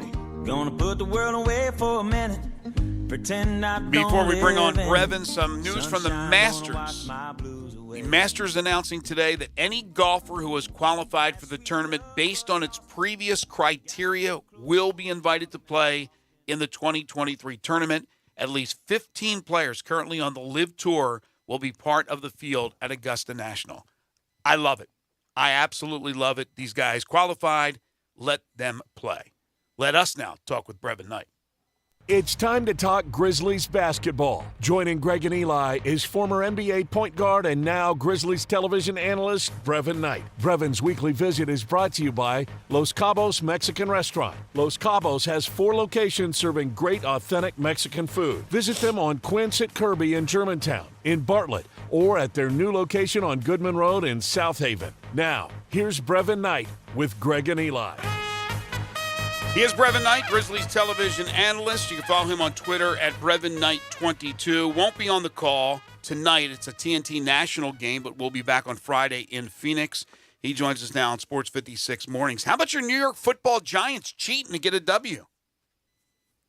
Hey, listen, the officials missed calls throughout the game, and so they happened to miss a call that enabled us to win the game. And so be it. So be it, right? Sometimes it goes your way, sometimes it doesn't. Listen, we've had enough things go wrong over the last couple of years, so we'll take. Hey, you could be a Colts fan like I am. 33-0 exactly, halftime. 33 at halftime, and then all of a sudden to turn around and lose that one, that was historical. What's the worst lead that you gave up as a player in the NBA? At like halftime, you were down. You were ahead this many points and lost. Do you remember? No recollection. No recollection. I'll be honest with you, Greg. There are a lot of things that happened. It was almost a whirlwind that my NBA career is because you're so engrossed in trying to keep a career that you don't really pay attention to the things that you may have done well. I mean, there are certain things that come out now and it's like, oh, brother, you were one of the guys that did that. I'm like, oh, I would have never known that. So you never look in the rearview mirror. You're always looking ahead. No, you're always thinking about what do I have to do to get the next contract? Right. I don't care about all of these stats or these awards. All of that stuff that's nice, but the biggest thing is the contract. And so that was my entire mindset was get the next contract. And so I don't think I really had a chance to just sit back and enjoy being an NBA player. I think now looking back on it and some of the things that happened, I say, oh, those are some good moments. But while I was in the moment, I couldn't appreciate it enough. Wow. He was trying to get that Brevin Knight Hang-Around Award Hey, established. there you go. Truth be spoken on this show. Yeah, that's right. That was the only thing. That was the only thing on my mind was get to 10 years in the league. I don't give a dang about none of this other stuff. 10 seasons, Brevin. I love it. That is the honesty, the elite of the elite of the elite. When you're talking about being first just being in the NBA at all, then you're talking about that long and everything else. What a career. There's no doubt about it. All right, the game the other night in Oklahoma City. There's a lot of levels of this, but what the hell happened? Human nature. Frankly put. Human nature happens. This is what I tell people. Like, we're still, these guys are the best athletes that you're going to see, the tops in the game, but they're still human. And so when you look across at a struggling Thunder team when they're intact, and now you say no Shai Gilgeous-Alexander, no Josh Giddey, it's not a conscious thing. It's not like, oh, we're good, we're going to win. Don't worry about it. But there is just the letdown. The same up that they had against Milwaukee, they had to fight to get that up to play against the Thunder. And then you need for things to go right. You need to be in a rhythm. You need to make shots, and then you create your own excitement. And then you're able to keep playing well. But what happened was the Thunder played well. They made threes. I think they made 18 threes. They defended well. They forced the Grizzlies to just shoot perimeter shots, not attack the paint by playing their zone. So they did things that made the game tough, but it's just sometimes it's hard to get yourself up to play those games. And you can tell yourself mentally, come on, let's go. But it's just an innate thing that happens. Yeah, same thing that happened when Miami came here and the Grizzlies didn't play anybody. Exactly. Exactly. Last year, we just saying Phoenix. Played Phoenix last year. They had their entire team. We were a depleted roster. We still win the game. And I guess I tell people all the time, it's just that for coaches, it's the worst thing for a coach to have happen is you play against a team that has a bad record and then their good players don't play. Yeah, and it's very hard for an NBA coach. Yeah, I was just going to ask you about from the coaching standpoint because, first of all, I'm with you 100%. I said that the other day. Sometimes there's just days like this, and you look at the stats, you look at who's playing, and you go, there's no way Memphis loses, and they lose. And these are professional athletes as opposed to college or high school. But is this one where the coach in Taylor Jenkins has to really be in these guys' faces, not like screaming at them, but basically saying, listen, guys, this is one where we can easily take for granted. You have to be doubly focused. Can a coach say anything that could change maybe the outcome of what will happen? He can bring it to your attention. It becomes a lot more the guys that are playing, your teammates are the ones that have to then pick it up. You guys have to do it because you're on the floor doing. He can continue to implore and come up with this scheme or try to tell you let's do this, but that energy becomes the next man is what gives me the energy to keep going. He's doing his job, I got to do my job. Right. So yes, as the coach you pointed out, but then once you get into the moment, now it's incumbent upon the guys to figure out now we have to rely on one another to try to pull ourselves through this. The other part of that game was the ejection of Ja, which was a little bit of a confusing, weird situation. Could you guys tell what exactly went on or what he did or said or whatever? No, because the thing was we just reacted to it because everything was just calm. Like there was nothing was going on. They're shooting free throws. And then all of a sudden the ejection came. And then when it came, that's when everybody was pointing to the bench. And now at the after now you hear different conflicting reports of what was said at that moment. And so it was yes, you're talking to the fan, and that should be it. The ref should just move to the side. Now, I don't know. We don't know exactly what was said in that moment, but it was very odd to see in that moment when it was that, nothing really going on, no real aggression, and then for him to be thrown out at that point. It was definitely one that was odd, and until a ref or someone says exactly what was said, I think everybody would just continue to scratch their heads. See, that was the thing, because I was doing the hustle game, and I got this alert, and during a timeout, we pulled up the video, but it it was so calm. Like, there was not it wasn't like there was any heated argument or anything. It was just this calm, and all of a sudden, like, a guy's ejected, which just seems, that's what seems so weird about it. And Pete was calm, Brevin, when he said, like a matter of factly, he just said, and John Moran has been ejected. Like, just like that, I'm like, what? What? He's been ejected. But let me ask you, if you are having, and I know that he's probably talking with this fan really with the intention of the official to overhear him, but if he's not talking, is there anything in the rules that says if you're not talking directly to the officials and you are over there talking to a fan and they overhear you, that they can't really do so? I mean, obviously they can because they did, but do you think there's anything Greg, fishy about that? It all goes down to what was said. Yeah. That's still. I still leave it at that. I don't. We all will sit here and say that was crazy. How could you just throw somebody out in such a calm moment, nothing going on, no arguing, right? But then you throw them out. What was the comment that was? Until we hear what the comment that was made between he and the young lady at that time, then we're all just speculating, and that's where I step off. I don't continue to keep speculating. Yeah. Well, the young lady knows. She's been interviewed. And what did she say? She said that she said, "Come on, let's go," and then I don't know what she said. His response was from there, and so that's why I say it was odd to happen as it did. Mm-hmm. Until someone tells me what was said, then I kind of just say. It hurt us because that's our best player. Right. And that's our spark plug. And so it didn't give us a chance to have that spark in the game. And so it hurt the Grizzlies in that fashion. And the bottom line is, regardless of what may or may not have actually been said, we know what the official thought he apparently heard, and that's really all that matters in that situation is what he thinks he heard. Like, it doesn't matter. And what the intent, whatever the intention he thought it was by the comment being made, and that's why I said it's something that has another layer to it. That for everyone that's trying to comment on it, it's hard to comment on something that you don't know. No, you're right. You're right. And I'm assuming that it's not an automatic fine when you cuss out an official because we haven't heard anything about a fine. No, and I think it's all to how far you go. You not leave they got the fine earlier because it wasn't so much what he said; it was they didn't leave the court in a timely fashion. Right. And so there are different levels to how far the fines go. But I think in this instance, again, no one has said that it's been something that he said that was so crazy, and a fine probably would have come out by now if it was.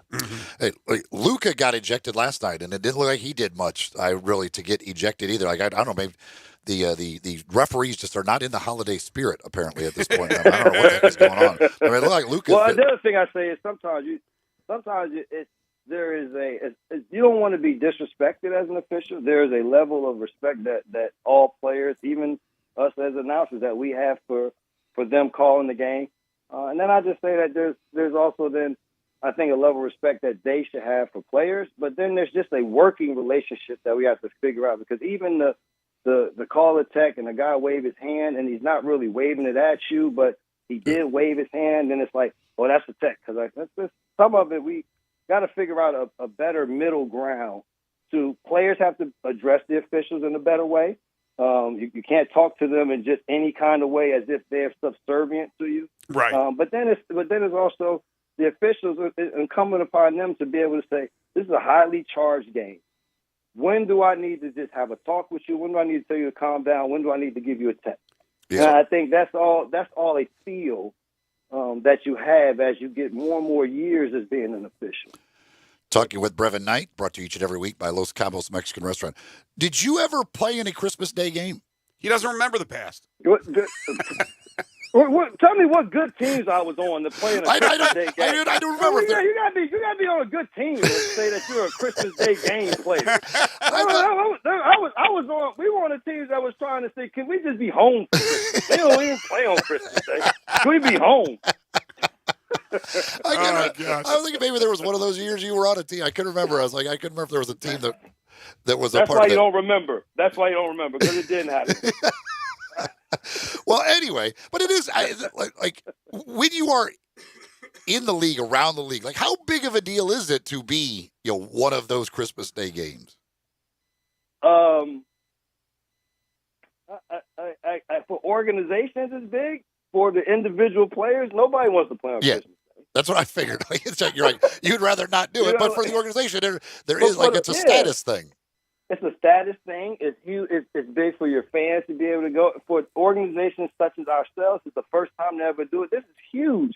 But for those teams that do it on a regular basis, I think those guys would much rather be able to get up in the morning, open gifts with their kids, have a good time with their family, significant others, watch TV, watch a little whatever. They would rather watch someone else play than I have to get up, get ready to play, open the gifts real quick, maybe come home and open gifts later. So. And for the teams out on the road, do I fly my family out? Are we going? So there's so many logistical things to the Christmas Day game. And I think, guys, you're happy you got the opportunity, but I think a lot would be much happier to have a couple of days off and just relax. Yeah, but if you're going to play, you might as well go out there and win, and that'll be the fourth game of this road trip. And obviously, with the stumble in Oklahoma City, it's not going to be easy. Denver tonight, we know that Denver's right there. They're just a game behind the Grizzlies.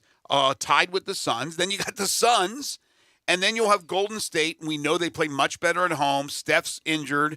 Desmond, I know there was like a little cryptic I thing that he tweeted out, but everybody fell for that one. He won't be ready to go, I don't believe. So I know they're 19-10. They're in good shape, but you certainly don't want to lose 3 or 4 or 4 or 4 on this road trip. I'm not saying they will do that, but there's always that chance. They're playing tough competition.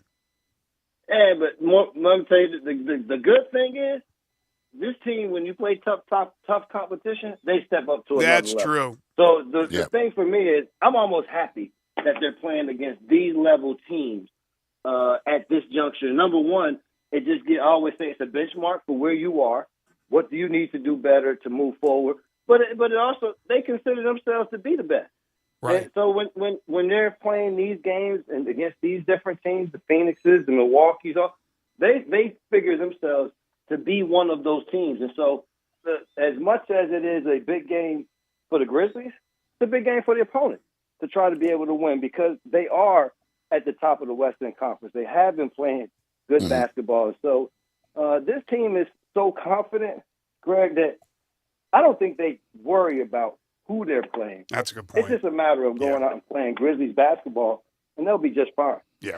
And so you guys don't have the call tonight. You don't have the call on Christmas Day either, right? Hello? Hello? Hey, Brevin, you got us? Oh, there we go. Okay. Yep, there it is. You guys don't get to do the Christmas Day game, do you? No. So you got. So this that's is just why I'm coming back home. This is a weird road trip for you. You go to Oklahoma City, you go to Phoenix, but you don't have the other games. And he comes home in between. So you'll zip into Phoenix and then zip back out, right?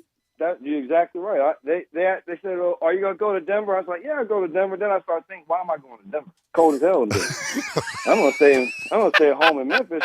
Try to play me a little golf in Memphis. Then I'll meet y'all in Phoenix. I'll play some golf in Phoenix, call the game, and then come on back home for the holiday." Of course, it's gonna be cold as hell in Memphis. It's a good time to get out of Memphis because Friday's high here is like 15 degrees. So you're perfect timing to go to Phoenix. Look, perfect day to play today. The sun will be out.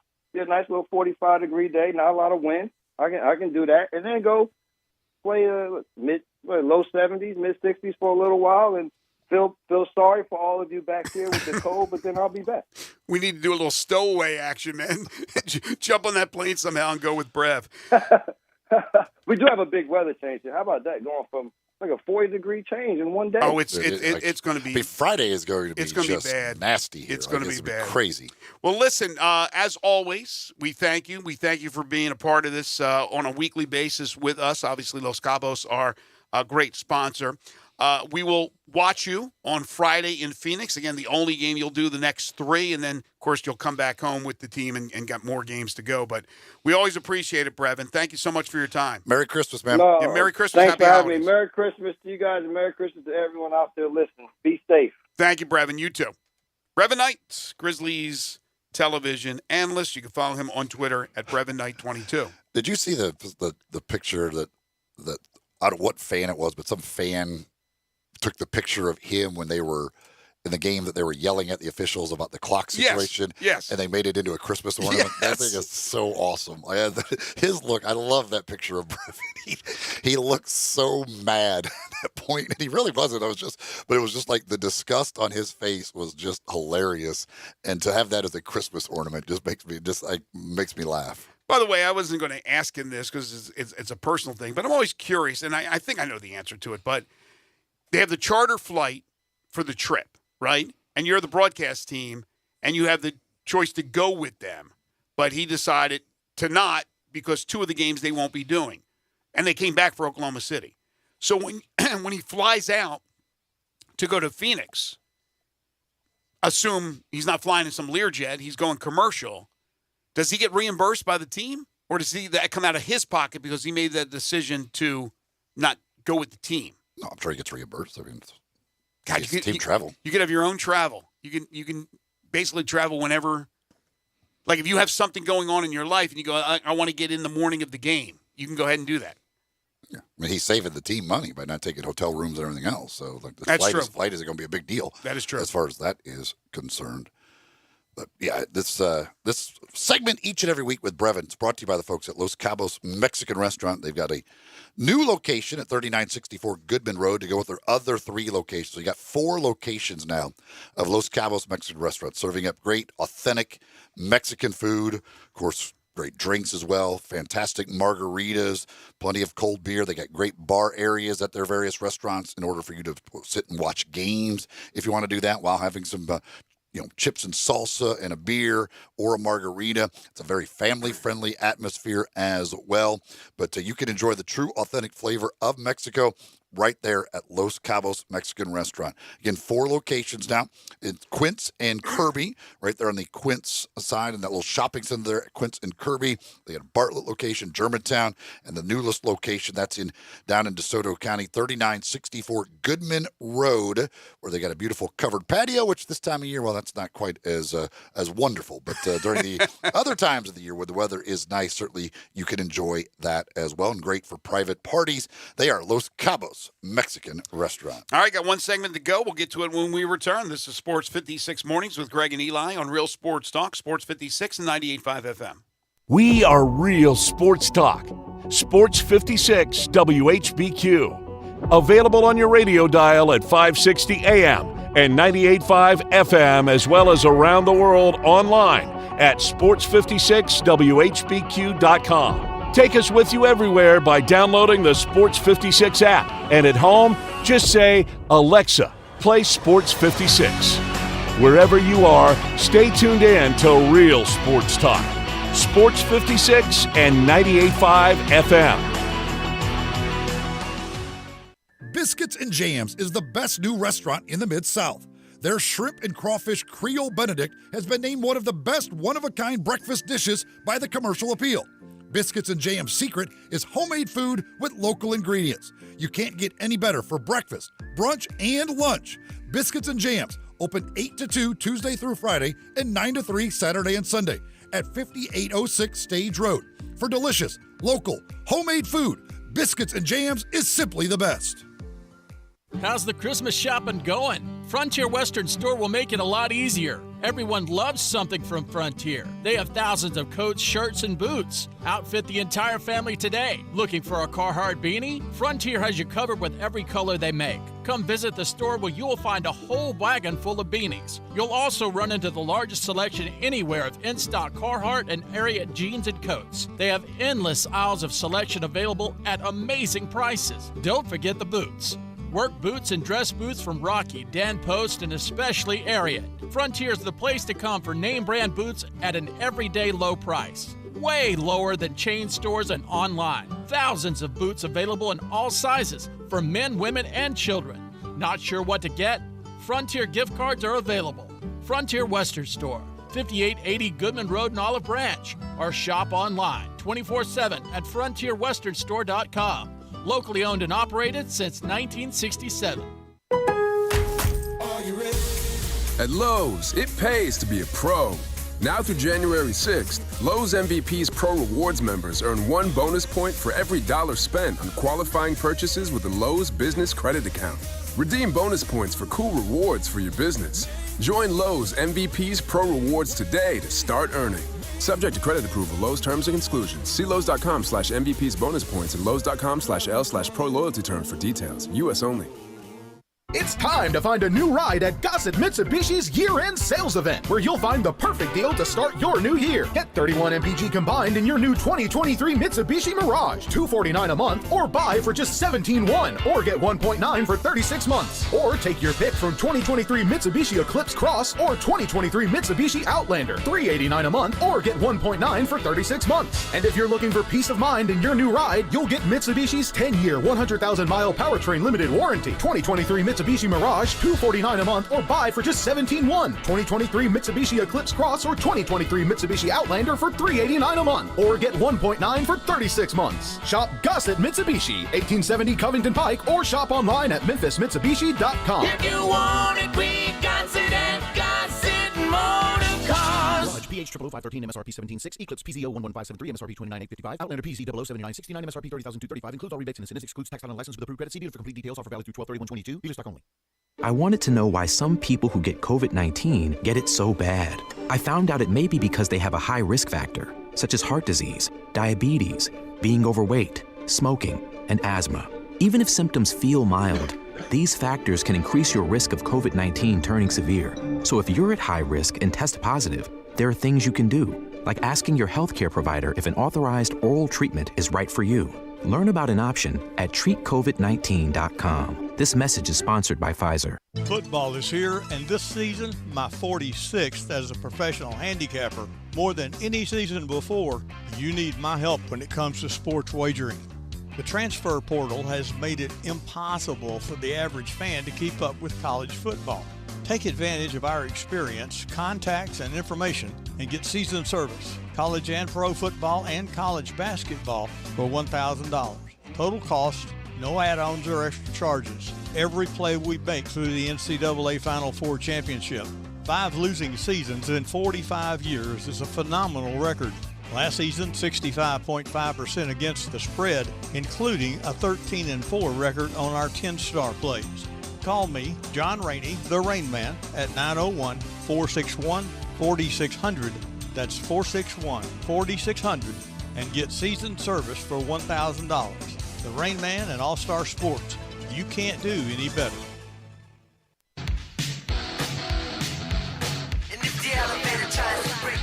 Now, back to Sports 56 Mornings on Sports 56 and 98.5 FM.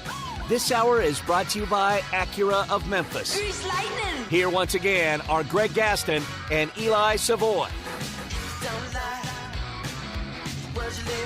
You'll be relieved to know that we're just under 4 hours and 40 minutes till the famous Idaho Potato Bowl. I know people are tracking that. ESPN's letting us know exactly when we're going to get to that. So that's just under 4 hours and 40 minutes. Do they pelt the winning coach with big old fat potatoes? No, but did you see the Duke's Mayo Bowl? Both coaches have agreed that the winning coach will get a mayo bath. Yes, I saw that. Which is just disgusting. And they will stink for the next month. Which is disgusting. This hour of the program is brought to you by Acura of Memphis, located on Ridgeway at 385.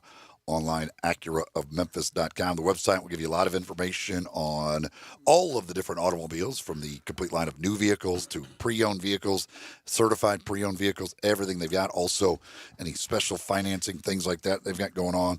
You can get that off the website. But better yet, go see them in person, talk to them, take a test drive, check out all of the great Acura automobiles that they have for you at Acura of Memphis. Again, on Ridgeway at 385, online, AcuraofMemphis.com. This afternoon, we've got some Ole Miss afternoon basketball today. Ole Miss and North Alabama are going to play a 2 o'clock game today down in Oxford. We'll have that game for you beginning with the pregame at 1:30. 1:30 will be the pregame for that, and then Gabe and Brett will follow with Sports Time after that broadcast wraps up. Also this afternoon, in Starkville, it is the public memorial service for Mike Leach. That's at 1 o'clock today. They're going to do that at the Humphrey Coliseum, and they're going to broadcast that on the SEC network as well as on the ESPN app, if folks want to check out that. But that's at 1 o'clock today that they're going to do that public memorial service at Humphrey Coliseum for Mike Leach. Do you know if he's being buried? It was cremated. Just where his ashes will be. If he was cremated, I haven't heard anything about that with the Pirate. Real quick, Zach, put you on the spot here. 4 remaining undefeated teams in Division I basketball, college basketball. Who are they? Ready? Go. I don't know. It's a tough one. Number 1 and number 2 are Connecticut. They're number 2, and Purdue's number 1. They're both undefeated. Then there's 2 more. One's in the top 25. It's Mississippi State. They're still undefeated. Really? And the only other one that's undefeated in Division I basketball is not in the top 25. They actually received a few more votes than Memphis. So if you stretched it out, they would be 30th. And that is New Mexico. Richard Pitino, he beat his father, Rick Pitino, in Iona over the weekend. So the Major League Baseball free agency, this is some numbers. First of all, Scott Boras, the agent. Yes, he's a rich man. $1.4 billion in contracts this offseason. Gosh, let's say he gets 2% of that. $1.4 billion. Team spendings in free agency. Number 1, the Yankees, $573.5 million. Okay. At the bottom, now Pirates. One of these is a little different circumstance than the others. The team that has spent the least this offseason in free agency, the Braves have spent $875,000. Because they've got an amazing deal on every single player just about on the roster. Number 1 is $573 million. Mm-hmm. Number 30 is $875,000. Take them out. Who's next? Is it the Pirates? No, the Mariners are at $1.2 million. Mm-hmm. The Reds are at $1.75 million. How are the Pirates? I don't know. They got to be down near the bottom. I don't know. But yeah, the Yankees $573 million, Giants $463 million, Phillies $387 million, Mets $386 million, Padres $341 million, and then at the bottom you got like $1 million. Yeah, it's crazy. I mean, and it will continue to be that way. If you have the same ownership in place, they will continue to pay. They will continue to spend. Some ownership groups, others will not. That's just the way it is. They'll make their money. They don't care about their product. The fans shouldn't care about the product either, even though they have a rooting interest for their hometown team. Don't buy season tickets when there's no effort put into it by the owners. Tomorrow on the program, 5 favorite things, your 5 favorite duos. Think about that list because that's pretty broad. It could be sports, it could be entertainment, it could be music, a mixture. Your 5 favorite duos of all time, 5 favorite things for tomorrow. Ryan Silverfield, Tigers football coach, joins us at 7:25. It will be National Signing Day tomorrow. Jerry Palm at 8:25 and DeMichael Cole at 9:05. We want to thank our great guests today, including Connor O'Gara, Kansas head coach Lance Leipold, former Memphis Tiger head coach Justin Fuente, University of Memphis Deputy AD Jeff Crane, and, of course, the great Brevin Knight. Waldo and Friends on Sports 56 is coming up next. We'll be back starting bright and early tomorrow morning at 7 a.m. For Eli Savoy and for Zach Boyd, I'm Greg Gaston. Enjoy the rest of your Tuesday, everyone.